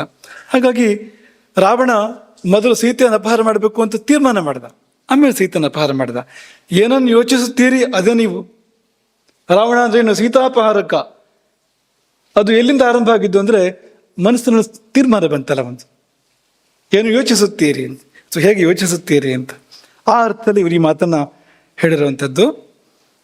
ಇನ್ನೂ ಸೂಕ್ಷ್ಮಕ್ಕೆ ಹೋದರೆ, ನೀವು ಏನು ಯೋಚಿಸುತ್ತೀರಿ ಅನ್ನೋದು ಏನು ತಿನ್ನುತ್ತೀರಿ ಎನ್ನುವುದನ್ನು ಅವಲಂಬಿಸಿದೆ. ಜೈಸಾ ಅನ್ ವೈಸಾ ಮನ್. ಏನು ಊಟ ಮಾಡ್ತೀರೋ ಅದೇ ನಿಮ್ಮ ಮನಸ್ಸಾಗುವಂಥದ್ದು. ಅನ್ನಮಯಂ ಹಿ ಸೌಮ್ಯ ಮನಃ. ಮನಸ್ಸು ಅಂದ್ರೆ ಏನು? ಊಟವೇ ಅಂತ. ಸರಿ ಖಾರ ಹೊಡೆದ್ರೆ ಒಳ್ಳೆ ಕೋಪಿಷ್ಠನಾಗ್ಬೋದು ಅಂತ, ಹುಳಿ ಜಾಸ್ತಿ ಆದರೆ ಹುಳಿ ಜಾಸ್ತಿ ಆಗ್ತದೆ ಅಂತ ಅಲ್ವಾ? ಹಾಗೆ ಅಂತ ಅದಕ್ಕೂ ತುಂಬ ನೇರವಾದ ಸಂಬಂಧ ಇದೆ. ಆಧುನಿಕ ವಿಜ್ಞಾನಕ್ಕೆ ಈ ರಸಗಳ ಪರಿಜ್ಞಾನ ಇಲ್ಲ. ಅಂದರೆ ಈ ಹುಳಿ, ಉಪ್ಪು, ಸಿಹಿ, ಖಾರ ಇದರಿಂದ ಏನಾಗ್ಬೋದು ಅನ್ನೋ ಪರಿಜ್ಞಾನ, ಈ ರೀತಿಯ ಪರಿಣಾಮಗಳ ಪರಿಜ್ಞಾನ ಇಲ್ಲ. ಆದರೆ ಪ್ರಾಚೀನರಿಗೆ ಅದರ ಪರಿಜ್ಞಾನ ತುಂಬ ಚೆನ್ನಾಗಿದೆ. ಏನನ್ನು ಜಾಸ್ತಿ ತಿಂತ ಹೋಗ್ತೀಯೋ ಅಂಥ ಭಾವಗಳು ಜಾಸ್ತಿ ಆಗ್ತವೆ. ಯಾಕೆಂದರೆ ಅದೇ ಮನಸ್ಸಾಗೋದು ಅಂತ, ಅದೇ ಮನಸ್ಸಾಗೋದು. ತಿಂತ ಹೋದಾಗೆ ನಿನ್ನ ಮನಸ್ಸು ಹಾಗೆ ಬದಲಾಗ್ತಾ ಹೋಗ್ತದೆ. ಹಾಗಾಗಿ ನೀವು ಏನು ಯೋಚಿಸುತ್ತೀರಿ ಅನ್ನೋದು ಏನು ತಿನ್ನುತ್ತೀರಿ ಅನ್ನೋದನ್ನು ಅವಲಂಬಿಸಿದೆ ಅನ್ನೋದು ಇನ್ನೂ ಸೂಕ್ಷ್ಮ ಅಂತ. ಆದರೆ ನಾವು ನಿಮಗೆ ಏನನ್ನು ಹೇಳಲಿಕ್ಕೆ ಇಷ್ಟಪಡ್ತೇವೆ ಅಂದರೆ, ತುಂಬ ಮುಖ್ಯವಾಗಿ ಎಲ್ಲಕ್ಕಿಂತ ಮುಖ್ಯ ಯಾವುದಂದರೆ, ತಿನ್ನುವಾಗ ಏನು ಯೋಚಿಸುತ್ತೀರಿ ಎನ್ನುವುದು ಬಹಳ ಮುಖ್ಯ ಅಂತ. ತಿನ್ನುವಾಗ, ಊಟ ಮಾಡುವಾಗ ಏನು ಯೋಚಿಸುತ್ತಿರುತ್ತೀರಿ ಅಲ್ಲಿಗೆ ಹೋಗೋದು ಊಟ. ದೂರದರ್ಶನ ನೋಡ್ತಾ ಇರ್ತೀರಿ, ಅಲ್ಲಿ ಏನೋ ಒಂದು ದುರ್ದರ್ಶನ ಬರ್ತಾ ಇರುತ್ತೆ ಅಂತ ಅನ್ಕೊಳ್ಳಿ. ನೀವು ಕೈಯಲ್ಲಿ ತಟ್ಟೆ ಇದೆ, ಊಟದ ತಟ್ಟೆ. ಪಾಪ ಅನ್ನಪೂರ್ಣೇಶ್ವರಿಯ ಗತಿ ಅಂದರೆ ಅಲ್ಲಿ ಕೊಲೆಯೋ ಸುಲಿಗೆಯೋ ಏನೋ ಬರ್ತಾ ಇದೆ, ಅಲ್ಲಿ ಆ ಕಡೆ ಇದೆ ಗಮನ. ಇವಳು ಪಾಪ ಇಲ್ಲಿ ಅನ್ನಪೂರ್ಣೇಶ್ವರಿ, ಅವಳ ಕಥೆ ಏನು? ಅವಳು ಶಾಪ ಕೊಟ್ಟೆ ಹೋಗ್ಬೇಕು ಅಂತ, ಬೇರೆ ದಾರಿಯೇ ಇಲ್ಲ ಅಂತ. ಅಪಚಾರ ಮಾಡ್ತೀಯ ನನಗೆ ಅಂತ. ಇದು ಇವತ್ತಿನ ಒಂದು ಸ್ಥಿತಿ ಅಂತ. ಯಾಕೆಂದ್ರೆ ನೆತ್ಕೊಂಡು ಬಂದ್ರೆ ಆ ಕಡೆ ಮನಸ್ಸಿದೆಯಲ್ಲ, ಯಾವುದೋ ಒಂದು ಬೇಡದ ಸಂಗತಿ, ಯಾವುದೋ ಒಂದು ಕೆಡುಕಿನ ಕಡೆ ನಮ್ಮ ಮನಸ್ಸಿದೆಯಲ್ಲ, ಆ ಸಮಯದಲ್ಲಿ ಊಟ ಮಾಡ್ತಾ ಇದ್ರೆ ಅನ್ನ ಹೋಗೋದು ಅಲ್ಲಿಗೆ ಸೀದಾ, ಆ ಕೆಡುಕಿಗೆ ಅನ್ನ ಹೋಗುವಂಥದ್ದು, ಅದನ್ನೇ ಬೆಳೆಸುವಂಥದ್ದು ಅಂತ ನಮ್ಮೊಳಗೆ ಅಂತ. ಹಾಗಾಗಿ ನಾವು ಏನನ್ನು ಭಾವಿಸ್ತಾ ಇರ್ತೇವೆ ಊಟ ಮಾಡುವಾಗ ತುಂಬ ಮುಖ್ಯ. ಊಟ ಮಾಡುವಾಗ ಗ್ರಂಥ ಹೇಳೋ ಪದ್ಧತಿ ಯಾಕೆ ಬಂತು ಆಲೋಚನೆ ಮಾಡಿ. ಭೋಜನ ಕಾಲೇ ಸೀತಾಕಾಂತ ಸ್ಮರಣಂ ಯಾಕೆ ಬಂತು? ಹರನಮಃ ಪಾರ್ವತೀಪತೆ ಯಾಕೆ ಬಂತು? ಅದು ನೀವು ಹೇಳೋ ರೀತಿ ಅಂದರೆ ಹರನಮಃ ಪಾರ್ವತೀಪತೆ ಹರ ಹರ ಮಹಾದೇವ ಅಂತ ಹೇಳಿದರೆ ಅಲ್ಲಿ ಯಾರು ಇರೋದಿಲ್ಲ, ಯಾವುದೇ ದೇವತೆಗಳು ಯಾವುದೇ ಶುಭ ಶಕ್ತಿಗಳು ಇರೋಕ್ಕೆ ಸಾಧ್ಯ ಇಲ್ಲ, ಭೂತ ಪ್ರೇತಗಳು ಮಾತ್ರ ಇರ್ಬೋದು. ಆ ರೀತಿ ಕಿರ್ಚ್ಕೊಳ್ಳೋದು ಹರ ನಮಃ ಪಾರ್ವತೀಪತಿ. ಏನು ಶಿವ ಕೆಪ್ಪನ ಅಂತ ಅಷ್ಟೆಲ್ಲ ಬಬ್ಬೆ ಹಾಕೋ ಸಂದರ್ಭ ಏನಿದೆ. ನಾವು ಪ್ರೀತಿ ಇರೋರ ಹತ್ರ ನಾವು ಹಾಗೆ ಮಾತಾಡೋದಿಲ್ಲ ಅಲ್ವಾ. ಕಿರುಚೋದು ಯಾರ ಹತ್ರ ಅಂದರೆ ಯಾರ ಮೇಲೂ ನಮಗೆ ಕೋಪ ಇದೆ, ಬೇಸರ ಇದೆ, ಕಿರುಚೋದು ನಾವಾಗ ಅಂತ. ಯಾರ ಮೇಲೆ ಪ್ರೀತಿ ಇದೆ ಮೆಲುಧ್ವನಿಯಲ್ಲಿ ಮಾತಾಡ್ತೇವೆ ನಾವು. ಪ್ರೀತಿಯಿಂದ ಮಾತಾಡುವಾಗ ಸಹಜವಾಗಿ ಮೆಲುಧ್ವನಿ ಬಂದ್ಬಿಡ್ತದೆ ಅಂತ. ಎಷ್ಟು ಪ್ರೀತಿ ಹೆಚ್ಚಾಯ್ತು ಅಷ್ಟು ಮೆಲುಧ್ವನಿ, ಪಿಸುಧ್ವನಿ. ಆಮೇಲೆ ಮಾತೇ ಬೇಡ, ಸೀತೆಗೂ ರಾಮಂಗೂ ಹೆಚ್ಚು ಮಾತುಕತೆ ಇರ್ತಿರ್ಲಿಲ್ಲ ಅಂತ, ಯಾಕೆಂದ್ರೆ ಹಾಗೆ ಗೊತ್ತಾಗ್ತಾ ಇತ್ತು ಅಂತ ಎರಡೂ ಕಡೆಗೂ ಅಂತ. ಮತ್ತು ಪ್ರೀತಿ ಹೆಚ್ಚಾದ್ರೆ ಹಾಗೆ ಅಂತ. ಈ ಶಬ್ದ ಜಾಸ್ತಿ ಆದಂತೆ ಅದರ ಅರ್ಥ ಪ್ರೀತಿ ಜಾಸ್ತಿ ಆಗ್ತಾ ಇದೆ ಅಂತಲ್ಲ, ಕೋಪ ಜಾಸ್ತಿ ಆಗ್ತಾ ಇದೆ. ಯಾವಾಗ ಸ್ವರ ಏರೋದು, ಕೂಗಾಡೋದು ಯಾವಾಗ ಮನುಷ್ಯ ಅಂತ. ಈ ಹರನಮ ಪಾರ್ವತೀಪತಿ ಅಂತ ಕೂಗ್ಕೊಡೋದಾದ್ರೆ ಅದಕ್ಕೇನು ಅರ್ಥ ಅದಕ್ಕೆ ಅಂತ ಅಂದ್ರೆ ಒಳ್ಳೊಳ್ಳೆ ಸಂಪ್ರದಾಯಗಳು ಹೇಗೆ ಹಾಳಾಗಿದೆ ಅನ್ನೋದಕ್ಕೆ ಇದು ಒಳ್ಳೆ ಉದಾಹರಣೆ. ಈ ದೇವರ ಆರತಿ ಸಮಯದಲ್ಲಿ ಈ ಜಾಗಟೆ ಬಡಿಯೋದುಂಟು, ಜಯಘಂಟೆ, ಅದನ್ನು ಬಡಿಯೋದೇ ಅದು. ಯಾಕೆಂದ್ರೆ ವಾದ್ಯಗಳನ್ನ ಬಡಿಯುವ ಕ್ರಮ ಇಲ್ಲ, ವಾದ್ಯಗಳನ್ನ ನುಡಿಸ್ಬೇಕು ಅಂತ, ವಾದ್ಯಗಳನ್ನ ಮಾತನಾಡಿಸ್ಬೇಕು ಹೊರತು ವಾದ್ಯಗಳನ್ನ ಬಡಿಯೋ ಕ್ರಮ ಇಲ್ಲ. ಆ ಜಾಗಟೆ ಬಡಿದ ರಭಸಕ್ಕೆ ದೇವರು ಇಲ್ಲ, ಜಾಗಟು ಇಲ್ಲ. ಒಡಕ ಸ್ವರ ನಾಳೆಯಿಂದ ಅಂತ ಹೇಗೆ ದೇವರು ಇರೋಕ್ಕೆ ಸಾಧ್ಯ ಅಂತ. ಓಂಕಾರದ ಅನುರಣನ ಬೇಕು ಮಂಗಳಾರತಿ ಮಾಡುವಾಗ ಅಂತ ಪೂರ್ವಜರು ಆ ಪದ್ಧತಿ ಅಂತಂದ್ರೆ, ಓಂಕಾರ ಅನುರಣಿಸಲಿ ಅಂತಂದ್ರೆ ಓಂಕಾರವಿಲ್ಲ ಏನೂ ಇಲ್ಲ ಅಂತ, ಎಲ್ಲ ಮೆಣಸ್ಕಾರ ಮಾತ್ರ ಅಂತ ಪರಿಸ್ಥಿತಿ ಅಂತ. ಹಾಗಾಗಿ ಈ ಸಂಗತಿಗಳನ್ನು ಗಮನಿಸ್ಕೋಬೇಕು. ಭೋಜನ ಕಾಲ ಸೀತಾಕಾಂತ ಸ್ಮರಣಂ ಹರನಮಃ ಪಾರ್ವತೀಪತೆಯೇ ಅಂತೆಲ್ಲ ಬಂದಿದ್ದು ಯಾಕೆ ಅಂದ್ರೆ ನಾವು ಏನನ್ನು ಭಾವಿಸ್ತಾ ಇರ್ತೇವೆ ಅನ್ನೋದು ತುಂಬಾ ಮುಖ್ಯ. ಊಟ ಮಾಡುವಾಗ ಅಂಥದ್ದನ್ನು ಭಾವಿಸ್ತಾ ಇದ್ರೆ ಇಲ್ಲಿ ಸೀತಾಕಾಂತ ತುಂಬಿಕೊಡ್ತಾನೆ ನಮ್ಮ ಈ ಮನಸ್ಸಿನಲ್ಲಿ. ರಾಮ ಅಂದ್ರೆ ರಾಮನ ಭಾವಗಳು ತುಂಬಿಕೊಡ್ತವೆ, ರಾಮನ ಸತ್ಯ, ರಾಮನ ದಯೆ, ಅಥವಾ ರಾಮನ ಅನೇಕ ಅವನ ಆ ಧರ್ಮ ಬುದ್ಧಿ ಅದೆಲ್ಲ ತುಂಬಿಕೊಡ್ತದೆ ನಮ್ಮಲ್ಲಿ ಅಂತ. ಶಿವನನ್ನು ಸ್ಮರಿಸಿದ್ರೆ ಶಿವಭಾವ ತುಂಬಿಕೊಡ್ತದೆ ಅಂತ. ಅದನ್ನು ಬಿಟ್ಟು ಬೇಡದ ಯಾವುದೋ ಅಂದ್ರೆ ಅಬದ್ಧವಾದ ಸಂಗತಿಗಳನ್ನ ಮಾತನಾಡ್ತಾ ಊಟ ಮಾಡಿದ್ರೆ ಅದಕ್ಕೆ ಹೋಗೋದು ಊಟ ಅದು ಅಂತ. ಇದನ್ನ ಮಾತ್ರ ಚೆನ್ನಾಗಿ ನೆನ್ಪಿಟ್ಕೊಳ್ಳಿ. ನೀವು ಯಾವುದನ್ನು ಭಾವಿಸ್ತಿರ್ತೀರಿ ಅದೇ ಲಕ್ಷ್ಯ ಆಗೋದು ಅಂತ. ಹಿಂದೊಂದು ಸರ್ತಿ ನಾವು ಹಿಂದೆ ಯಾವುದೋ ಬೇರೆ ಪ್ರವಚನದಲ್ಲಿ ಉಲ್ಲೇಖ ಮಾಡಿದ್ದಿತ್ತು. ಈಗ ಚಪ್ಪಲಿ ಹೊರಗೆ ಬಿಟ್ಟು ದೇವಸ್ಥಾನದ ಒಳಗೆ ಹೋಗಿ ದೇವರಿಗೆ ಕೈ ಮುಗಿಯುವಾಗ ಚಪ್ಪಲಿ ನೆನಪು ಮಾಡ್ಕೊಳ್ತಾ ಇದ್ರೆ ನಾವು ಬೇರೆ ಸಂಗತಿ ನಾವು ಆ ಚಪ್ಪಲಿ ಏನಾಯ್ತು ಅನ್ನೋ ಬಗ್ಗೆ ನಮಗೇನು ಚಿಂತೆ ಇಲ್ಲ. ನಮ್ಮ ಚಿಂತೆ ಆ ನಮಸ್ಕಾರ ಎಲ್ಲಿಗೆ ಹೋಯ್ತು ಅಂತ ಅಷ್ಟೇ. ದೇವರಿಗೆ ಕೈ ಮುಗಿತಾ ಇದ್ದಾನೆ, ಹೃದಯದಲ್ಲಿ ಚಪ್ಪಲಿಯ ಚಿತ್ರ ಅಂತ, ದೇವರ ಚಿತ್ರ ಇರಬೇಕಾಗಿತ್ತು, ಚಪ್ಪಲಿ ಚಿತ್ರ ಇದೆ ಅಂತ. ಈಗ ನಮನ ಎಲ್ಲಿಗೆ ಹೋಯ್ತು ಅಂತ. ಮನವೆಲ್ಲಿಯೋ ನಮನ ವಲ್ಲಿಗೆ, ಮನವೆಲ್ಲಿಯೋ ಒಂದು ಅಕ್ಷರ ಸೇರಿಸಿ ಅಷ್ಟೇ, ನಮನ ವಲ್ಲಿಗೆ ಅಂತ. ನಮಸ್ಕಾರ ಹೋಗಿ ತಲುಪೋದು ಅಲ್ಲಿಗೆ. ಯಾಕಂದ್ರೆ ಈ ಮನಸ್ಸು ಅನ್ನೋದು ಎಲ್ಲಕ್ಕೂ ನಿಯಂತ್ರಕ. ಅದೆಲ್ಲಿದೆಯೋ ಎಲ್ಲವೂ ನಾವು ಜೀವನದಲ್ಲಿ ನಾವು ಸಂಗ್ರಹ ಮಾಡುವಂಥದ್ದೆಲ್ಲವೂ ಕೂಡ ಅಲ್ಲಿಗೆ ಹೋಗುವಂಥದ್ದು, ಸಹಜ ಅದು ಅಂತ. ಹಾಗೆ ನೀವು ಊಟ ಮಾಡುವಾಗ ಏನನ್ನು ಭಾವಿಸ್ತೀರಿ ಅಲ್ಲಿಗೆ ಹೋಗಿ ತಲುಪುವಂಥದ್ದು ನೀವು ಮಾಡಿದ ಊಟ ಅಂಥದ್ದೇ ಬೆಳೆಯುವಂಥದ್ದು. ನಾವು ಹಾಗೆ ಆಗ್ತೇವೆ ಕ್ರಮೇಣ. ಹಾಗಾಗಿ ಆ ಊಟಕ್ಕೊಂದು ಪಾವಿತ್ರ್ಯ ಅನ್ನೋದು ತುಂಬ ಎತ್ತಿ ಹೇಳಲ್ಪಟ್ಟಿದೆ ಅಂತ. ಈ ಒಂದು ಗಾದೆ ಬಗ್ಗೆ ನಾವು ಹೇಳಿದ್ವು ಅಷ್ಟೇ ಊಟ ಅಂದರೆ. ಇನ್ನು ಆಯುರ್ವೇದದ ಒಂದು ಕಾಶ್ಯಪ ಸಮಿತಿಯ ಒಂದೆರಡು ಮಾತುಗಳನ್ನ ನೆನಪು ಮಾಡ್ಕೊಳ್ತೇವೆ. ಉಳಿದಿದ್ದಲ್ಲಿ ವಿಸ್ತಾರ ಮುಂದಕ್ಕೆ ನೋಡೋಣ. ಕಾಶ್ಯಪ ಸಮಿತಿಯಲ್ಲಿ ಈ ಮಕ್ಕಳಿಗೆ ಗೊತ್ತಿದೆ, ಹಿಂದೆ ನಿಮ್ಮ ಮುಂದೆ ನಾವು ಇದನ್ನ ಪ್ರಸ್ತಾಪ ಮಾಡಿದ್ದೇವೆ, ಇದೇ ಶ್ಲೋಕಗಳನ್ನ ಪ್ರಸ್ತಾಪ ಮಾಡಿದ್ದೇವೆ. ಅದನ್ನ ಆರೋಗ್ಯ ಲಿಂಗಗಳು ಅಂತ, ಆರೋಗ್ಯದ ಚಿಹ್ನೆಗಳು ಏನೆಲ್ಲ ಅಂತ ಒಂದು ಪಟ್ಟಿ ಮಾಡಿದ್ದಾರೆ. ಒಬ್ಬ ಮನುಷ್ಯ ಆರೋಗ್ಯವಾಗಿದ್ದಾನೆ ಅನ್ನೋದಕ್ಕೆ ಕುರುಹುಗಳು ಏನೆಲ್ಲ ಅಂತ ಒಂದು ಪಟ್ಟಿ. ಆ ಪಟ್ಟಿ ಹೇಗೆ ಶುರುವಾಗುತ್ತೆ ಅಂದರೆ ಅನ್ನಾಭಿಲಾಷ. ಮೊಟ್ಟ ಮೊದಲನೇದು ಅವನಿಗೆ ಅನ್ನಾಭಿಲಾಷೆ ಇರಬೇಕು. ಅನ್ನಾಭಿಲಾಷೆಯೇ ಇಲ್ಲ ಅಂದರೆ ಆರೋಗ್ಯ ಇಲ್ಲ ಅಂತ ಮಾತ್ರ ಅಲ್ಲ, ಅನಾಭಿಲಾಷೆ ಇಲ್ಲ ಅನ್ನೋದು ಹಾಗೆ ಮುಂದುವರೆದ್ರೆ ಮೃತ್ಯು ಹತ್ರ ಇದೆ ಅಂತ ಅರ್ಥ. ಅದಕ್ಕೆ ಮಕ್ಕಳ ಜೀವಯಾನದ ಪಾಠ ನೆನಪು ಮಾಡ್ಕೊಳ್ಳಿ. ಚಿತ್ರಗುಪ್ತನ ಆಲಯದ ಪಶ್ಚಿಮಕ್ಕೆ ಕಾಲಪಾಶ ಎನ್ನುವ ದೇವತೆಯ ಮನೆ ಇದೆ. ಅಲ್ವಾ?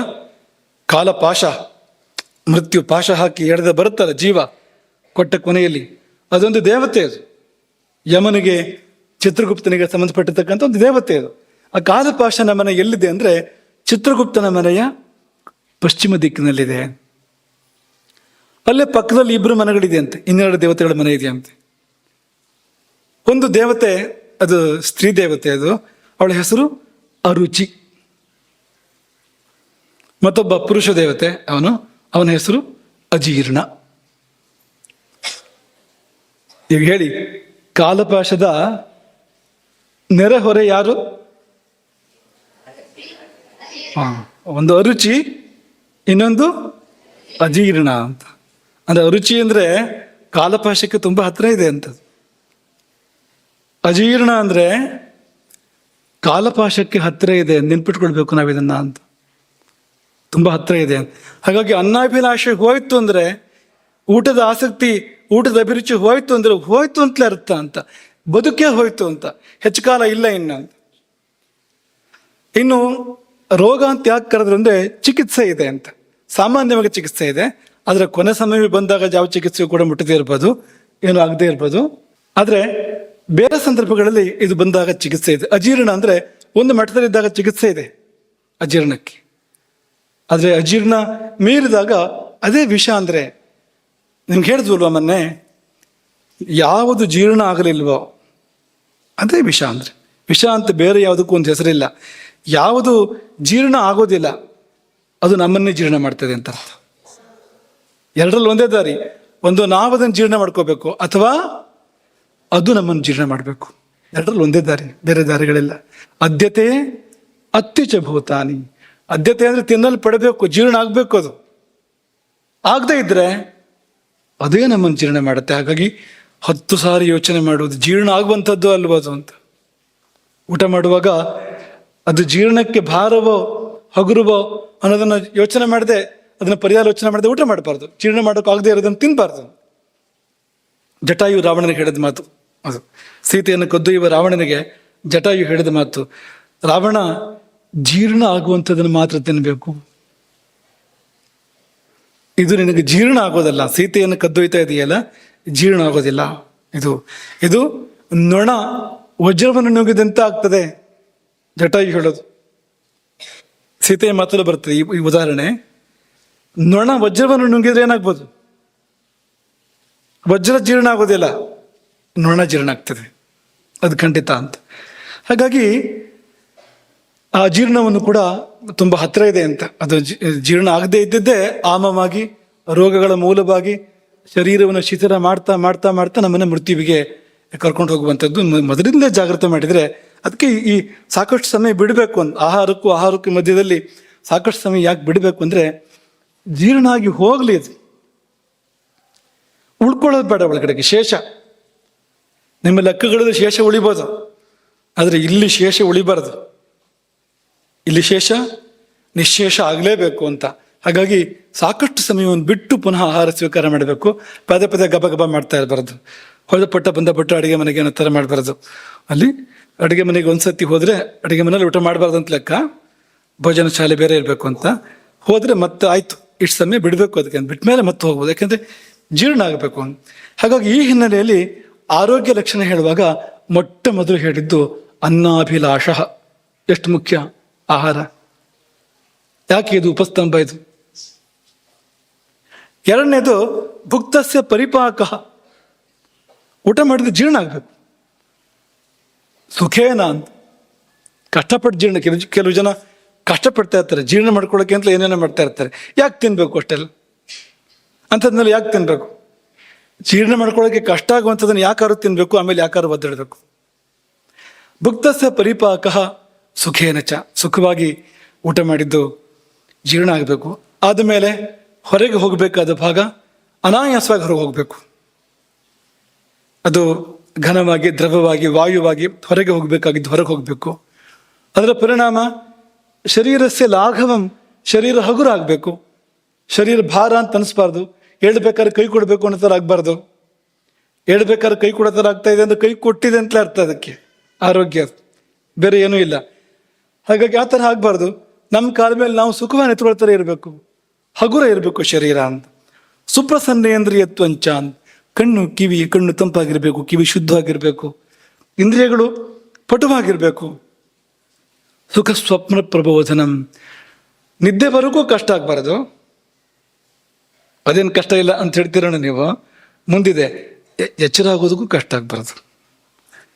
ಸುಖವಾಗಿ ನಿದ್ದೆ ಬರಬೇಕು, ಸುಖವಾಗಿ ಎಚ್ಚರ ಆಗಬೇಕು ಅಂತ. ಈ ದೇವಸ್ಥಾನದ ಜೀರ್ಣೋದ್ಧಾರ ಅನ್ನುವಾಗ ಕೆಲವರು ಹೇಳ್ತಾ ಇರುತ್ತೆ, ಆ ಪೂರ್ವಾರ್ಧ ಮಾಡ್ಬಿಡ್ತೀವಿ ತೊಂದರೆ ಇಲ್ಲ, ಏನೋ ಉತ್ತರಾರ್ಧ ಸ್ವಲ್ಪ ಕಷ್ಟ ಅಂತ. ಜೀರ್ಣ ಮಾಡಿಬಿಡ್ತೀವಿ ದೇವಸ್ಥಾನನ, ಆದರೆ ಉದ್ಧಾರ ಮಾಡಬೇಕು ಅಂದರೆ ಕೆಲಸ ಇದೆ ಅಂತ. ಹಾಗೆ ಸುಖ ಸ್ವಪ್ನ ಅಂದರೆ ಸುಖವಾಗಿ ನಿದ್ದೆ ಬಂದುಬಿಡ್ಬೋದು, ಆದರೆ ಎಚ್ಚರ ಆಗೋದು ಸುಲಭ ಇಲ್ಲ ಅಂತ.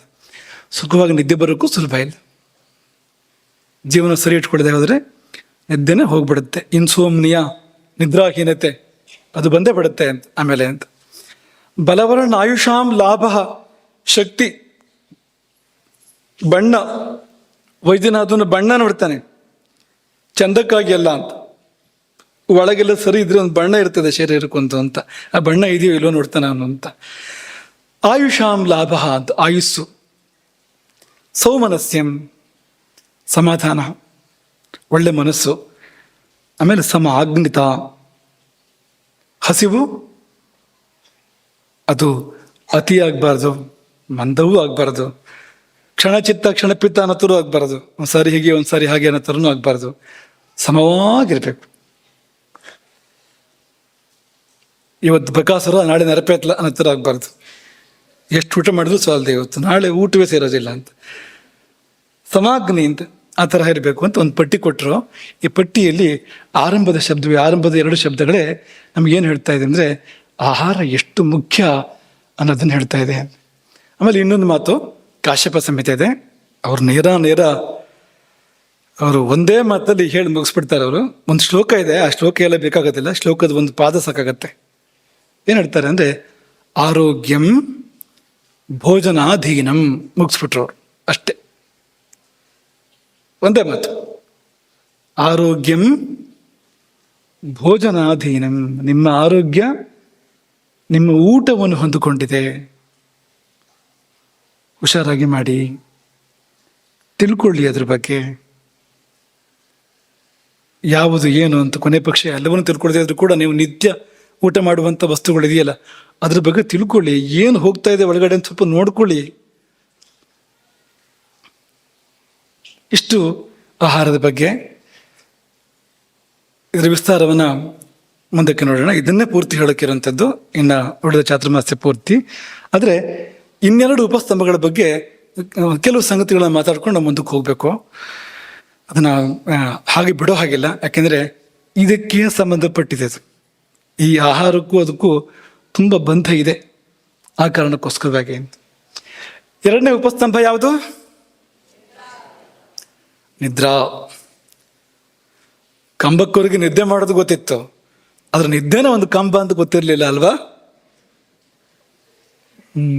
ಅದಿಲ್ಲದೆ ಜೀವನ ಇಲ್ಲ, ನಿದ್ದೆ ಇಲ್ಲದೆ ಜೀವನ ಇಲ್ಲ. ಒಂದು ವಸ್ತುವಿನ ಅಭಾವದಲ್ಲಿ ಅದರ ಬೆಲೆ ಗೊತ್ತಾಗ್ತದಂತೆ ಅಲ್ವಾ? ಯಾವುದಾದ್ರೂ ಒಂದು ಇಲ್ಲದೆ ಇದ್ರೆ ಅಥವಾ ಯಾರೊಬ್ಬರು ಕಾಣದೆ ಹೋದ್ರೆ ಅವ್ರ ಬೆಲೆ ಆಗ ಗೊತ್ತಾಗೋದು ಅಂತ. ಆದರೆ ಇದು ಹಾಗಲ್ಲ. ಇದು ನಿದ್ದೆ ಇಲ್ಲದೆ ಇದ್ರೆ ಬೆಲೆ ಗೊತ್ತಾಗೋದಿಲ್ಲ. ಆಮೇಲೆ ಈ ಅಸಾಮ್ಯ ಇಲ್ಲ ಅಂತ. ನಿದ್ದೆ ಹೋಯ್ತು ಅಂದ್ರೆ ಅಸಾಮ್ಯ ಹೋಗ್ತಾನೆ, ಮತ್ತೆ ಬೆಲೆಗಿಲೆ ವಿಷಯ ಎಲ್ಲ ಏನೂ ಇಲ್ಲ. ಅಲ್ಲಿ ಹೋಗಿ ನೋಡ್ಕೊಳ್ಬೇಕು ಬೆಲೆನ. ಚಿತ್ರಗುಪ್ತನ ಬಳಿ ಸಂಭಾಷಣೆ ಮಾಡಬೇಕು, ನಿದ್ದೆ ಬೆಲೆ ಏನು ಅಂತ ಹೊರತು ಇಲ್ಲಿ ಅದಕ್ಕೆ ಹೆಚ್ಚು ಅವಕಾಶ ಸಿಗೋದಿಲ್ಲ ಅಂತ. ಅಷ್ಟು ಮುಖ್ಯವಾಗಿರುವಂಥದ್ದು ಅದು ಅಂತ, ಆ ನಿದ್ದೆ ಎನ್ನುವಂಥದ್ದು ಅಂತ. ಮೊದಲು ಬುದ್ಧಿ ಕೆಡ್ತದೆ, ಆಮೇಲೆ ಬದುಕೆ ಕೆಡ್ತದೆ ಅಂಥದ್ದು ಅಂತ. ನಿದ್ದೆ ಬಗ್ಗೆ ಒಂದು ಪೀಠಿಕೆಯನ್ನು ಇವತ್ತು ಮಾತಾಡೋಣ. ಇಲ್ದಿದ್ರೆ ಆಹಾರಕ್ಕೆ ತಡ ಆಗ್ತದೆ. ಹಾಗಾಗಿ ನಿದ್ದೆ ಬಗ್ಗೆ ಒಂದು ಪೀಠಿಕೆಯನ್ನು ಮಾತ್ರ ಮಾತಾಡಿದರೆ ಸಾಕು ಅಂತ ಅಂದ್ಕೊಳ್ತೇವೆ. ಯಾರು ಈ ನಿದ್ರೆ? ಏನದು ನಿದ್ರೆ ಅಂದರೆ? ನಾವು ಯೋಚನೆ ಮಾಡಿದ್ದೇವಾ? ಹೋಗಿ ಬಿದ್ದುಬಿಡ್ತೇವೆ ಹಾಸಿಗೆ ಮೇಲೆ ಬಪ್ ಅಂತ, ಆಮೇಲೆ ಎಚ್ಚರ ಇಲ್ಲ. ಎಷ್ಟೇ ಕಲ್ಪನೆ ನಿದ್ರೆ ಬಗ್ಗೆ ಅಂತ. ನಿಜಕ್ಕೂ ಯಾರು ಅದು ಅಂತ, ಏನು ಅದು ಅಂತ ಗೊತ್ತಾದರೆ ಒಂದ್ಸರಿ ದಿಗಿಲಾಗ್ತದೆ ಅಂತ. ಅದು ಯಾರು ಏನು ಅಂತ ಗೊತ್ತಾದ್ರಿ ಹೇಳೋಣವಾ? ಚರಕರು ಹೇಳ್ತಾರೆ ಭೂತಧಾತ್ರಿ ಅಂತ ನಿದ್ದೆಯನ್ನವರು ಕರೀತಾರೆ. ಭೂತಧಾತ್ರಿ, ಧಾತ್ರಿ ಅಂದ್ರೆ ತಾಯಿ ಅಂತ.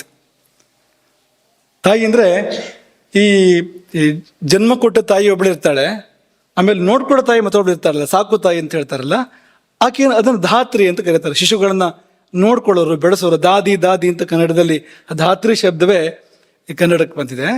ಭೂತ ಅಂದ್ರೆ ನಾವೆಲ್ಲ, ಹೆದರ್ಬೇಡಿ, ಇದು ಆ ಭೂತ ಅಲ್ಲ, ಆಚೆ ಕಡೆ ಭೂತ ಅಲ್ಲ. ಇದು ಭೂತ ಅಂದ್ರೆ ಸಂಸ್ಕೃತ, ಇಂಗ್ಲೀಷಿಗೆ ಅನುವಾದ ಮಾಡೋದಾದ್ರೆ ಲಿವಿಂಗ್ ಬೀಯಿಂಗ್ ಅಂತ ಹೇಳ್ತಾರೆ ನೋಡಿ ಇಂಗ್ಲೀಷ್ನಲ್ಲಿ. ಲಿವಿಂಗ್ ಬೀಯಿಂಗ್ ಅಂದ್ರೆ ಈ ಭೂತ ಶಬ್ದದ ಅನುವಾದ, ಅದು ಬೇರೆ ಏನೂ ಅಲ್ಲ ಅಂತ.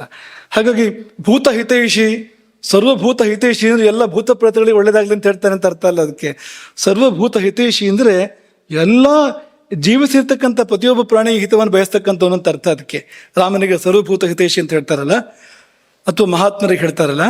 ಭೂತ ಅಂದ್ರೆ ಎಲ್ಲ ಬಂದ್ಬಿಟ್ರು ಅದರಲ್ಲಿ, ಮನುಷ್ಯರು, ಪ್ರಾಣಿಗಳು, ಪಕ್ಷಿಗಳು, ಕ್ರಿಮಿ, ಕೀಟ, ಜೀವ ಯಾವುದಕ್ಕೆಲ್ಲ ಇದೆ ಎಲ್ಲ ಸೇರಿ ಒಂದು ಶಬ್ದ ಭೂತ ಅಂತ. ಅಷ್ಟೊಳ್ಳೆ ಅರ್ಥ ಇದೆ ಅದಕ್ಕೆ, ಭೂತ ಶಬ್ದಕ್ಕೆ ಅಂತ. ಭೂತಧಾತ್ರಿ ಅಂದ್ರೆ ಎಲ್ಲರಿಗೂ ತಾಯಿ ಅಂತ. ಜನ್ಮ ಕೊಟ್ಟ ತಾಯಿ ಒಬ್ಳು ಇರ್ತಾಳೆ ಆ ಎಲ್ಲರಿಗೂ. ಒಂದು ಕ್ರಿಮಿ ಆಗಲಿ ಕೀಟವೇ ಆಗಲಿ ಜನ್ಮ ಕೊಟ್ಟ ತಾಯಿ ಒಂದು ಇದ್ದೇ ಇದೆ ಅಲ್ಲಿ. ಆದ್ರೆ ಇದು ಆಮೇಲೆ ಬರುವಂತ ತಾಯಿ, ಜನ್ಮ ಕೊಟ್ಟು ಆಕೆ ಹೋಗ್ಬಿಡ್ತಾಳೆ. ಆದ್ರೆ ಇದು ನಿತ್ಯ ಬಂದು ಕೊನೆವರೆಗೂ ಕೂಡ ನಮ್ಮನ್ನು ನೋಡ್ಕೊಳ್ತಕ್ಕಂಥ ತಾಯಿ. ನೋಡ್ಕೊಳ್ಳೋದು ಅನ್ನೋದು ಪೂರ್ಣಾರ್ಥದಲ್ಲಿ ಹೇಳ್ತಾರೆ. ಮತ್ತೆ ಅದು ನಾವು ನೋಡ್ಕೊಳ್ಳೋದು ಅನ್ನೋದಕ್ಕೆ ಸಂಪೂರ್ಣವಾದ ಅರ್ಥ ಇದೆ ಅಂತ. ಯಾಕೆಂದ್ರೆ ಅದು ಸುಮ್ಮನೆ ಬರೋದಿಲ್ಲ ಅದು ಅಂತ. ಬಂದು ಏನು ಮಾಡ್ತದೆ ಅಂದರೆ ಇಲ್ಲಿ ಎಲ್ಲ ಸರಿ ಮಾಡ್ತಾ ಇರ್ತದೆ ಅದು ಅಂತ. ಈ ವ್ಯವಸ್ಥೆಯಲ್ಲಿ ಏನೇನು ಏರುಪೇರಾಗಿದೆ, ಏನೇನು ಹದಗೆಟ್ಟಿದೆ, ಒಂದೊಂದೇ ಎಲ್ಲವನ್ನು ಸರಿ ಮಾಡೋ ಕೆಲಸ ಮಾಡ್ತಾ ಇರ್ತದೆ ಅದು. ಯಾರು ಮಾಡ್ತಾರೆ? ಹಾಗಾಗಿ ಅಲ್ವಾ ಅರ್ಧರೋಗ ಹರಿ ನಿದ್ರಾ. ಔಷಧಕ್ಕೆಷ್ಟು ಪ್ರಾಮುಖ್ಯವೋ ನಿದ್ದೆಗಷ್ಟೇ ಪ್ರಾಮುಖ್ಯ, ವೈದ್ಯರಿಗೆಷ್ಟು ಪ್ರಾಮುಖ್ಯವೋ ನಿದ್ದೆಗಷ್ಟೇ ಪ್ರಾಮುಖ್ಯ, ಚೂರು ಜಾಸ್ತಿ ಪ್ರಾಮುಖ್ಯ. ಇದಿದ್ರೆ ಅವ್ರು ಕೆಲಸ ಮಾಡೋಕೆ ಸಾಧ್ಯ, ಇದು ಹೋಯ್ತು ಅಂದ್ರೆ ಅವ್ರು ಏನು ಮಾಡೋಕ್ಕೂ ಸಾಧ್ಯ ಇಲ್ಲ. ತಾನೇ ನೋಡ್ಕೊಂಡು ಸರಿ ಮಾಡಿಬಿಡ್ತದೆ ಅಂತ. ಎಷ್ಟೋ ಏರುಪೇರುಗಳನ್ನ, ರೋಗಗಳನ್ನ, ಅಥವಾ ಎಷ್ಟೋ ಅನಾಹುತಗಳನ್ನ, ಮುಂದಾಗಲಿಕ್ಕಿರುವಂಥದ್ದನ್ನ ನಿತ್ಯ ನಾವು ಹಗಲು ಮಾಡಿದ ತಪ್ಪುಗಳೆಲ್ಲ ಇದೆಯಲ್ಲ, ರಾತ್ರಿ ಸರಿ ಮಾಡ್ತಾ ಕೂತಿರ್ತದೆ ಪಾಪ. ಧಾತ್ರಿ, ಭೂತಧಾತ್ರಿ. ಸುಶ್ರುತರು ವೈಷ್ಣವಿ ಮಾಯಾ ಅಂತ ಕರೆದ್ರು ನಿದ್ದೆಯನ್ನ, ವಿಷ್ಣು ಮಾಯೆ ಅಂತ. ನೋಡಿ, ಇವ್ರುಗಳೆಲ್ಲ ಅವರು ಕೇವಲ ವೈದ್ಯರಲ್ಲ, ಯೋಗಿಗಳು ಅಂತ ಗೊತ್ತಾಗೋದು ಇಂಥ ಸಂದರ್ಭದಲ್ಲಿ ಅಂತ. ಇದ್ರೆ ವಿಷ್ಣು ಮಾಯೆ ಪ್ರಸ್ತಾಪ ಸುಶ್ರುತರಿಗೆ ಆಗಪ್ಪ. ಸುಶ್ರುತರು ನಮಗೆಲ್ಲ ಗೊತ್ತಿರೋದೇನು ಅಂತ. ಶಸ್ತ್ರಚಿಕಿತ್ಸೆಯನ್ನು ಪ್ರಪಂಚಕ್ಕೆ ಕೊಟ್ಟವರು ಅಂತ ಅಷ್ಟೇ ಗೊತ್ತು ನಮಗೆ ಹೊರತು ಎಂಥ ಮಹಾಯೋಗಿ ಸುಶ್ರುತ ಅಂತ ನಮಗೇನು ಗೊತ್ತು ಅಂತ. ಹಾಗೆ ವೈಷ್ಣವಿ ಮಾಯಾ ಎಂಬುದಾಗಿ ಸುಶ್ರುತರು ಕರೆದ್ರು. ಆದರೆ ಇದೆಲ್ಲಕ್ಕಿಂತ ಅದ್ಭುತವಾಗಿರ್ತಕ್ಕಂಥ ವಿವರಣೆ ಬ್ರಹ್ಮವೈವರ್ತ ಪುರಾಣದಲ್ಲಿದೆ. ಇನ್ನಷ್ಟು ವಿಶೇಷವಾಗಿರ್ತಕ್ಕಂಥ ವಿವರಣೆ. ಬ್ರಹ್ಮವೈವರ್ತ ಪುರಾಣ ಏನು ಹೇಳುತ್ತೆ? 2ನೇ ಖಂಡ 1ನೇ ಅಧ್ಯಾಯ 123ನೇ ಶ್ಲೋಕ ಏನು ಹೇಳುತ್ತೆ ಅಂತಂದ್ರೆ, ನಿದ್ರೆ ಯಾರಂತೆ ಅಂದ್ರೆ ಕಾಲಾಗ್ನಿರುದ್ರ ಪತ್ನಿ ಚ ನಿದ್ರಾ ಸಾ ಸಿದ್ಧ ಯೋಗಿನಿ ಸರ್ವಲೋಕ ಸಮಾಚ್ಛನ್ನಾ ಯಯಾ ಯೋಗೇನ ರಾತ್ರಿಷು. ಕಾಲಾಗ್ನಿ ರುದ್ರನ ಪತ್ನಿ ಅಂತೆ ಆಕೆಗೆ ವಿಶೇಷ ಅಭಿಧಾನ ಸಿದ್ಧಯೋಗಿನಿ. ಗೊತ್ತಾ ನಮಗಿದು? ಸಿದ್ಧಯೋಗಿನಿ ರಾತ್ರಿ ಸಮಯದಲ್ಲಿ ಇಡೀ ಪ್ರಪಂಚವನ್ನು ಆಕೆ ಬಂದು ಮುಚ್ಚುತ್ತಾಳೆ, ಆವರಿಸ್ತಾಳೆ ಅಂತ. ಯೋಗದಿಂದ ಅಂತ. ಯೋಗೇನ ಸರ್ವಲೋಕ ಸಮಾಚ್ಛನ್ನಾ ರಾತ್ರಿಷು. ದೇವಿ ಅಂತ ಈ ಉಕ್ತಿ ಏನು ಹೇಳ್ತಾ ಇದೆ ಅಂದ್ರೆ, ನಿದ್ರೆ ಅನ್ನೋದು ದೇವತೆ ಅದು ಅಂತ. ಮತ್ತೆ ಯಾವುದೋ ಒಂದು ಸಣ್ಣ ಪುಟ್ಟ ದೇವಿ ಅಲ್ಲ, ಕಾಲಾಗ್ನಿ ರುದ್ರನ ಪತ್ನಿ, ಶಿವನ ಅರ್ಧಾಂಗಿನಿ, ಸಾಕ್ಷಾತ್ ಪಾರ್ವತಿ ನಿದ್ದೆಯನ್ನು ಹೇಳ್ತಾ ಇರುವಂಥದ್ದು. ನೋಡಿ, ಆ ಕಡೆ ನೋಡಿದರೆ ಅನ್ನಪೂರ್ಣೇಶ್ವರಿ, ಅದು ಅದೇ ಶಿವನ ಪತ್ನಿಯೇ ಯಥಾ ಪ್ರಕಾರ. ಈ ಕಡೆ ಬಂದರೆ ಅವಳೇ ಸಿದ್ಧಯೋಗಿನಿ, ಕಾಲಾಗ್ನಿ ರುದ್ರ ಪತ್ನಿ. ದೇವಿ ಅಂತ ಬಾಯ್ಬಿಟ್ಟು ಹೇಳಿದಾರ ಅಂತ ಕೇಳಿದ್ರೆ ಇನ್ನೇನು ಬಾಯ್ಬಿಟ್ಟು ಹೇಳ್ಬೇಕು, ಇಷ್ಟೆಲ್ಲ ಹೇಳಿದಾರಲ್ಲ. ಆದರೂ ಬೇಕೇ ಬೇಕಂದ್ರೆ ಸಪ್ತಶತಿ. ಯಾ ದೇವಿ ಸರ್ವಭೂತೇಷು ನಿದ್ರಾರೂಪೇಣ ಸಂಸ್ಥಿತ ನಮಸ್ತಸ್ಯೈ ನಮಸ್ತಸ್ಯೈ ನಮಸ್ತಸ್ಯೈ ನಮೋ ನಮಃ. ಇನ್ನೇನು ಸಂಶಯ ಉಳಿಲಿಲ್ಲ, ಅದೊಂದು ದೇವತೆ. ಹಾಗಾಗಿ ಮರ್ಯಾದೆಯಿಂದ ವ್ಯವಹಾರ ಮಾಡಬೇಕು. ನಿದ್ರೆಗೆ ಕೊಡಬೇಕಾದ ಮರ್ಯಾದೆಯನ್ನು ಕೊಡಬೇಕು. ಅದು ಬರುವ ಹೊತ್ತಿನಲ್ಲಿ ಕೈ ಮುಗಿದು ಅವಕಾಶ ಮಾಡಬೇಕು. ಅದು ಬರೋ ಮುಹೂರ್ತ ಇದೆ, ಅದು ಬರೋ ಸಂದರ್ಭ ಇದೆ. ಆಮೇಲೆ ಬಾ ಅಂತ ನಾವು ಇನ್ನೇನು ಮಾಡ್ತಾ ಕೂತ್ಕೊಂಡ್ರೆ ಪರಿಣಾಮ ಘನಘೋರ ಆಗ್ಬೋದು ಅಂತ. ಯಾಕೆಂದ್ರೆ ಬಂದವಳು ಬೇರೆ ಯಾರೂ ಅಲ್ಲ, ಸಾಕ್ಷಾತ್ ಪ್ರಕೃತಿ ಮಾತೆ ಬಂದಿರತಕ್ಕಂಥವಳು ಅಂತ. ಈಗ ಪ್ರಶ್ನೆ, ನೀವೇನಾದ್ರು ಕೇಳಿಬಿಟ್ಟಿರಿ ಅಂತ ಮೊದಲೇ ನಾವು ನಿಮ್ಗಿಂತ ಮುಂಚೆ ನಾವೇ ತಗೊಳ್ತಾ ಇದ್ದೇವೆ ಅದನ್ನ. ಮೊದಲು ನೋಡಿದರೆ ವಿಷ್ಣು ಮಾಯೆ ಅಂತ ಹೇಳಿದರೆ ತುಶ್ರುತಾಚಾರ್ಯರಿದ್ದು.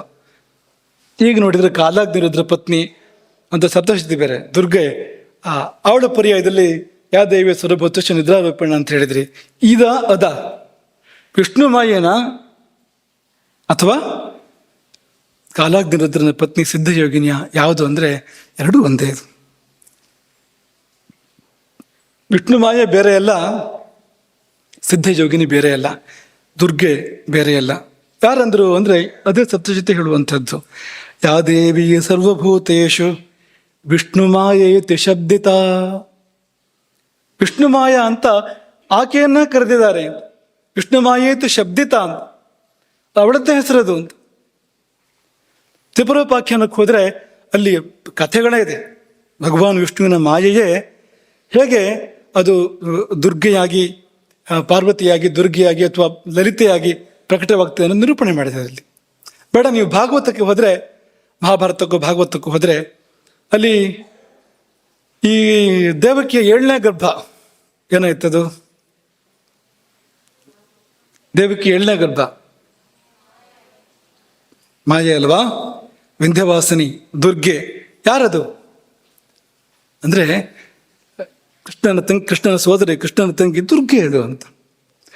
ಅವಳು ವರ್ಣನೆ ಮಾಡುವಾಗ ಪೂರ್ತಿ ದುರ್ಗೆ ವರ್ಣನೆ ಮಾಡಿದ್ದಾರೆ, ನೇರವಾಗಿ ದುರ್ಗೆ ವರ್ಣನೆ ಮಾಡಿದ್ದಾರೆ, ದುರ್ಗೆ ಅಂತಲೇ ಹೇಳಿದ್ದಾರೆ ಅಲ್ಲಿ ಪ್ರಕಟವಾಗಿ. ಯಾರಪ್ಪ ಅಂದ್ರೆ ಕೃಷ್ಣನ ಸೋದರಿ. ಅದರಲ್ಲೇ ಕಥೆಯಲ್ಲಿ ಭಗವಾನ್ ಶ್ರೀ ವಿಷ್ಣು ಯೋಗ ಮಾಯೆ ತನ್ನ ಮಾಯೆಯನ್ನು ಕರೆದು ಹೇಳಿದ, ನೀನು ಮೊದಲು ಹೋಗು, ದೇವಿಗೆ ಗರ್ಭವನ್ನು ಸೇರು, ನೀನು 7ನೇ ಗರ್ಭವಾಗು, ನೀನು ಹೀಗೆಲ್ಲ ಮಾಡು ನೀನು ಅಂತೆಲ್ಲ ಅವನೇ ಸೂಚನೆ ಕೊಟ್ಟ ಅಂತ. ಅದೇ ದುರ್ಗೆ ಅಂತ. ಹಾಗಾಗಿ ಈ ವಿಷ್ಣು ಮಾಯೆ, ದುರ್ಗೆ, ಪಾರ್ವತಿ ಇದು ತುಂಬ ಎಷ್ಟು ಹತ್ರ ಇದೆ ಅಂದರೆ ಅದು ಇದು ವ್ಯತ್ಯಾಸ ಏನೂ ಇಲ್ಲ, ಅಷ್ಟು ಹತ್ರ ಇರ್ತಕ್ಕಂಥದ್ದು ನಮಗೆ ಗೊತ್ತಾಗ್ತದೆ. ಹಾಗಾಗಿ ಅಂತಹದ್ದೊಂದು ಮಹಾದೇವತೆಯೇ ನಿದ್ದೆಯಾಗಿ ದಿನ ದಿನ ನಮ್ಮ ಬಳಿಗೆ ಬರ್ತಾ ಇರುವಂಥದ್ದು, ಬಂದು ಎಲ್ಲವನ್ನೂ ಸರಿಪಡ್ತಾ ಇರುವಂಥದ್ದು. ಇಲ್ಲಿ ಏನೇನು ಅಸ್ತವ್ಯಸ್ತ ಆಗಿದೆ, ಏನೇನು ಹಾಳಾಗಿದೆ, ಉಪಯೋಗಿಸಿದ್ದ ವಾಹನವನ್ನು ಒಂದು ದಿವಸ, ಇದೆಂಥ ವಾಹನ ಅಂದರೆ ತುಂಬ ಶ್ರೇಷ್ಠವಾಗಿರುವಂಥ ವಾಹನ. ಆದರೆ ನಾವು ಬಳಸ್ತಾ ಇರೋ ವಾಹನಗಳನ್ನು ಅಪರೂಪಕ್ಕೆ ಒಂದ್ಸರ್ತಿ ಅದನ್ನು ದುರಸ್ತಿಗೆ ಹಾಕಿದರೆ ಸಾಕಾಗ್ಬೋದು. ಇದು ಎಷ್ಟೋ ಓಡಿದ ಮೇಲೆ ಒಂದ್ಸತಿ ಕರ್ಕೊಂಡು ಹೋಗು ಅಂತ ಹೇಳ್ತದೆ ಅದು ಅಲ್ವಾ, ಇನ್ನೇನೋ ವ್ಯತ್ಯಾಸ ಆದ್ರೆ ತಗೊಂಡು ಹೋಗು ಅಂತ ಹೇಳ್ತದೆ ಅದು. ಇದು ಹಾಗಲ್ಲ, ಇದು ದಿನ ದಿನ ಅದಕ್ಕೆ ಅದನ್ನು ಗುಣಪಡಿಸ್ತಕ್ಕಂಥ ಪ್ರಕ್ರಿಯೆಗಳು ಬೇಕು, ಪ್ರತಿದಿನವೂ ಕೂಡ ಬೇಕು. ಈ ಒಂದು 8, 10, 15 ಗಂಟೆ ಉಪಯೋಗಿಸಿದ್ರೆ ಅದಕ್ಕೆ ತಕ್ಕ ವಿಶ್ರಾಂತಿ ಬೇಕು. ಅದರ ನಂತರ ಅದು ವಿಶ್ರಾಂತಿ ಅನ್ನೋದು ಕೇವಲ ಜಡವಾಗಿ ಬಿದ್ದಿರೋದಲ್ಲ ಅಂತ, ತುಂಬ ಪ್ರಕ್ರಿಯೆಗಳು ನಡೀತವೆ. ಗುಣವಾಗೋದೇ ಆಗ ಅಂತ. ಚಿಕಿತ್ಸೆ ನಡೆಯುವಾಗಲೂ ಕೂಡ, ಚಿಕಿತ್ಸಾ ಸಂದರ್ಭದಲ್ಲಿಯೂ ಕೂಡ ಆ ಚಿಕಿತ್ಸೆ ಫಲ ಕೊಡಬೇಕಾದ್ರೆ, ಅದು ಕೆಲಸ ಮಾಡಬೇಕಾದ್ರೆ ಅವ್ನು ನಿದ್ದೆ ಮಾಡಬೇಕು. ಅವನು ಆ ನಿದ್ದೆಯಲ್ಲೇ ಸರಿಯಾದ ಫಲ ಕೊಡ್ತಕ್ಕಂಥದ್ದು, ಪರಿಣಾಮ ಕೊಡ್ತಕ್ಕಂಥದ್ದು ಅದು ಅಂತ. ಯಾಕೆಂದ್ರೆ ಅಲ್ಲಿ ಪಾರ್ವತಿ ಇದ್ದಾಳೆ, ಅಲ್ಲಿ ಸಿದ್ಧಯೋಗಿನಿ ಇದ್ದಾಳೆ, ಅವಳ ಕರುಣೆ ಅಲ್ಲಿ ಹರಿತಾ ಇದೆ ಅಂತ. ನಮಗೆ ಇದನ್ನು ಕೇಳಿ ತುಂಬ ಸಂತೋಷ ಆಗಿರ್ಬೋದು. ಪ್ರತಿನಿತ್ಯ ನಾವು ರುದ್ರಪತ್ನಿಯನ್ನು ಭೇಟಿ ಮಾಡ್ತಾ ಇದ್ದೇವೆ, ಇಂದ್ರಾದೇವಿಯನ್ನು ಭೇಟಿ ಮಾಡ್ತಾ ಇದ್ದೇವೆ, ಅವಳೇ ಬಂದು ನಿತ್ಯ ನಮ್ಮ ಸೇವೆ ಮಾಡ್ತಾಳೆ ಅಂತೆಲ್ಲ ನೀವು ತುಂಬ ಹೆಮ್ಮೆ ಪಟ್ಕೋಬೇಡಿ. ಯಾಕೆಂದರೆ ಮುಂದೆ ವಿಷಯ ಇದೆ.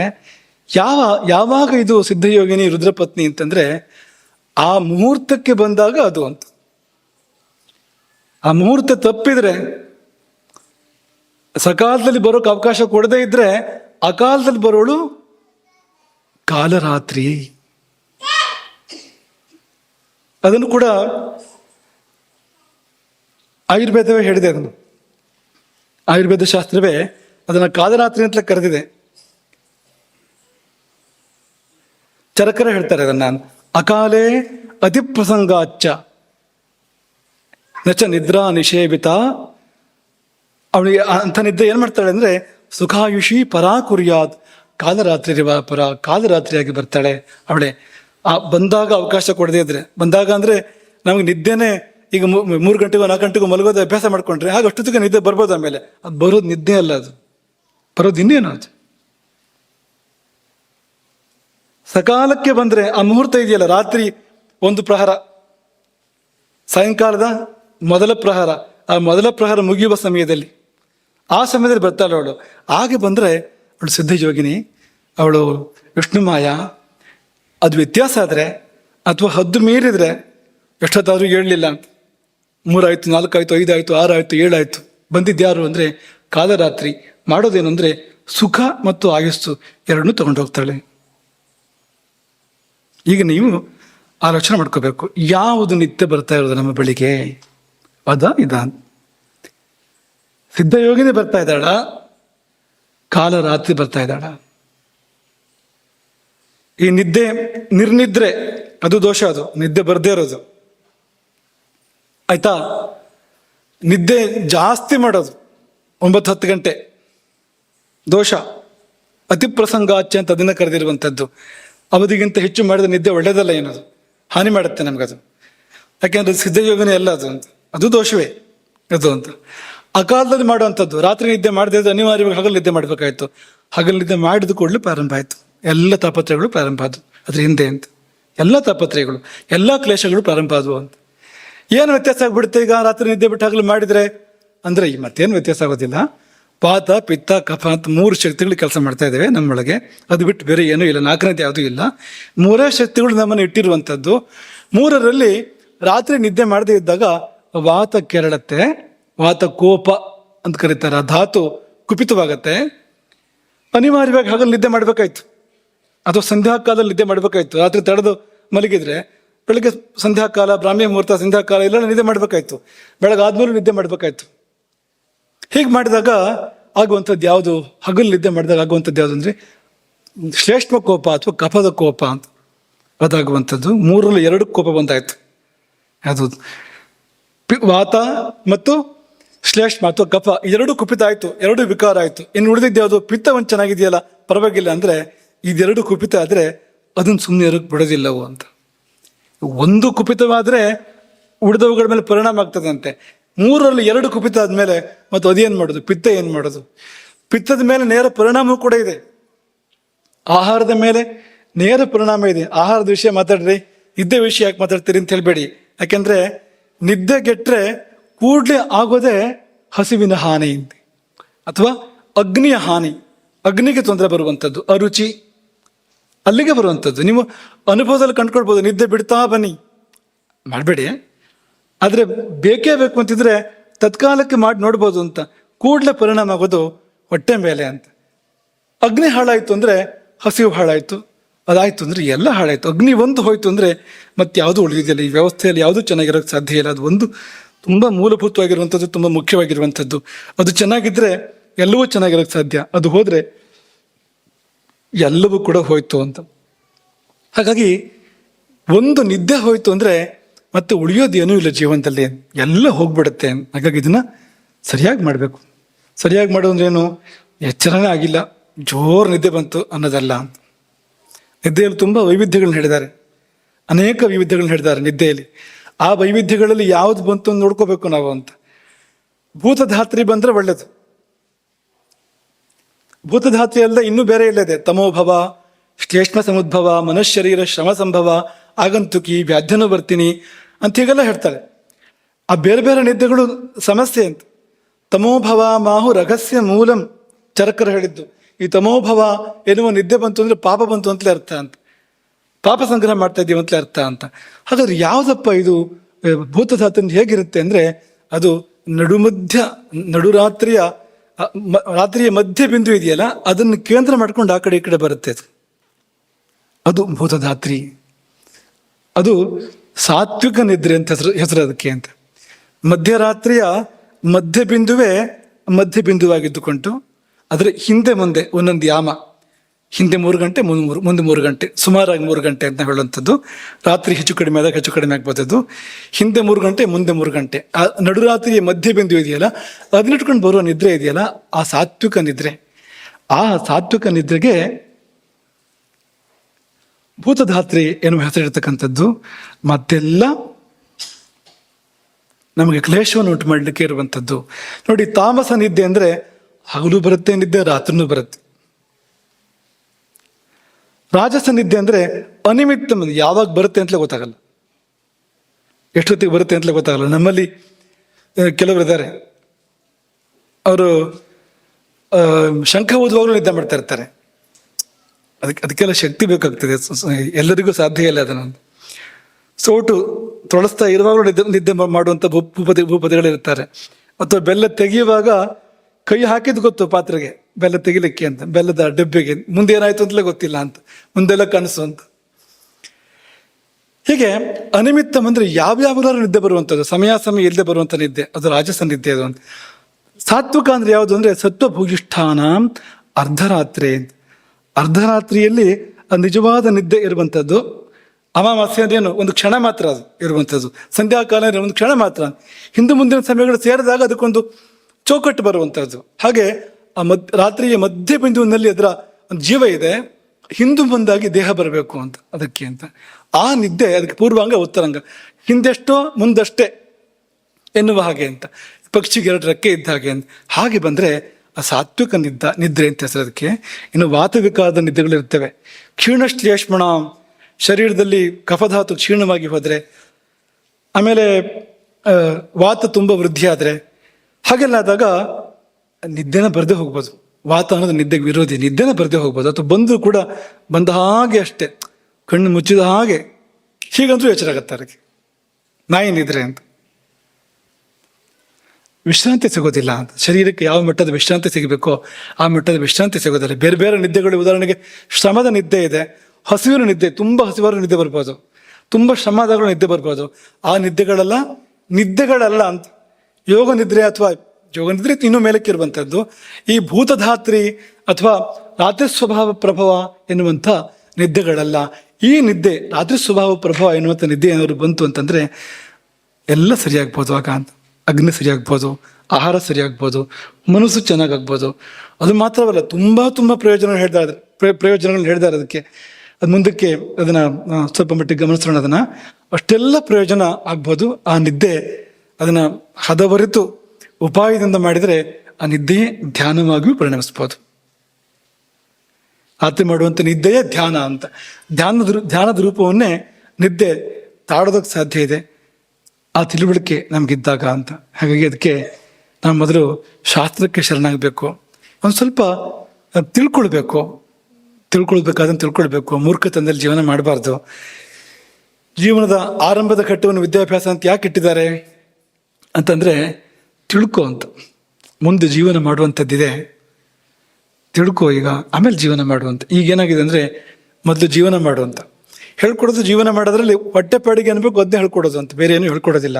ಅದು ಹೇಳ್ಕೊಡ್ಬೇಕಾಗಿದ್ದು ಏನು ವಿದ್ಯಾಭ್ಯಾಸದಲ್ಲಿ ಅಂದರೆ, ಊಟ ಹೇಗೆ ಮಾಡಬೇಕು, ನಿದ್ದೆ ಹೇಗೆ ಮಾಡಬೇಕು, ನಾಲಿಗೆ ಹೇಗೆ ಬಳಸಬೇಕು, ಕಣ್ಣನ್ನು ಹೇಗೆ ಬಳಸಬೇಕು, ಕಿವಿನ ಹೇಗೆ ಬಳಸಬೇಕು, ಮನಸ್ಸನ್ನು ಹೇಗೆ ಇಟ್ಕೋಬೇಕು, ಇಂಥದ್ದನ್ನು ಮೊದಲು ಕಲಿತ್ರೆ ಜೀವನ ಕಲಿತಂತೆ ಆಯಿತು.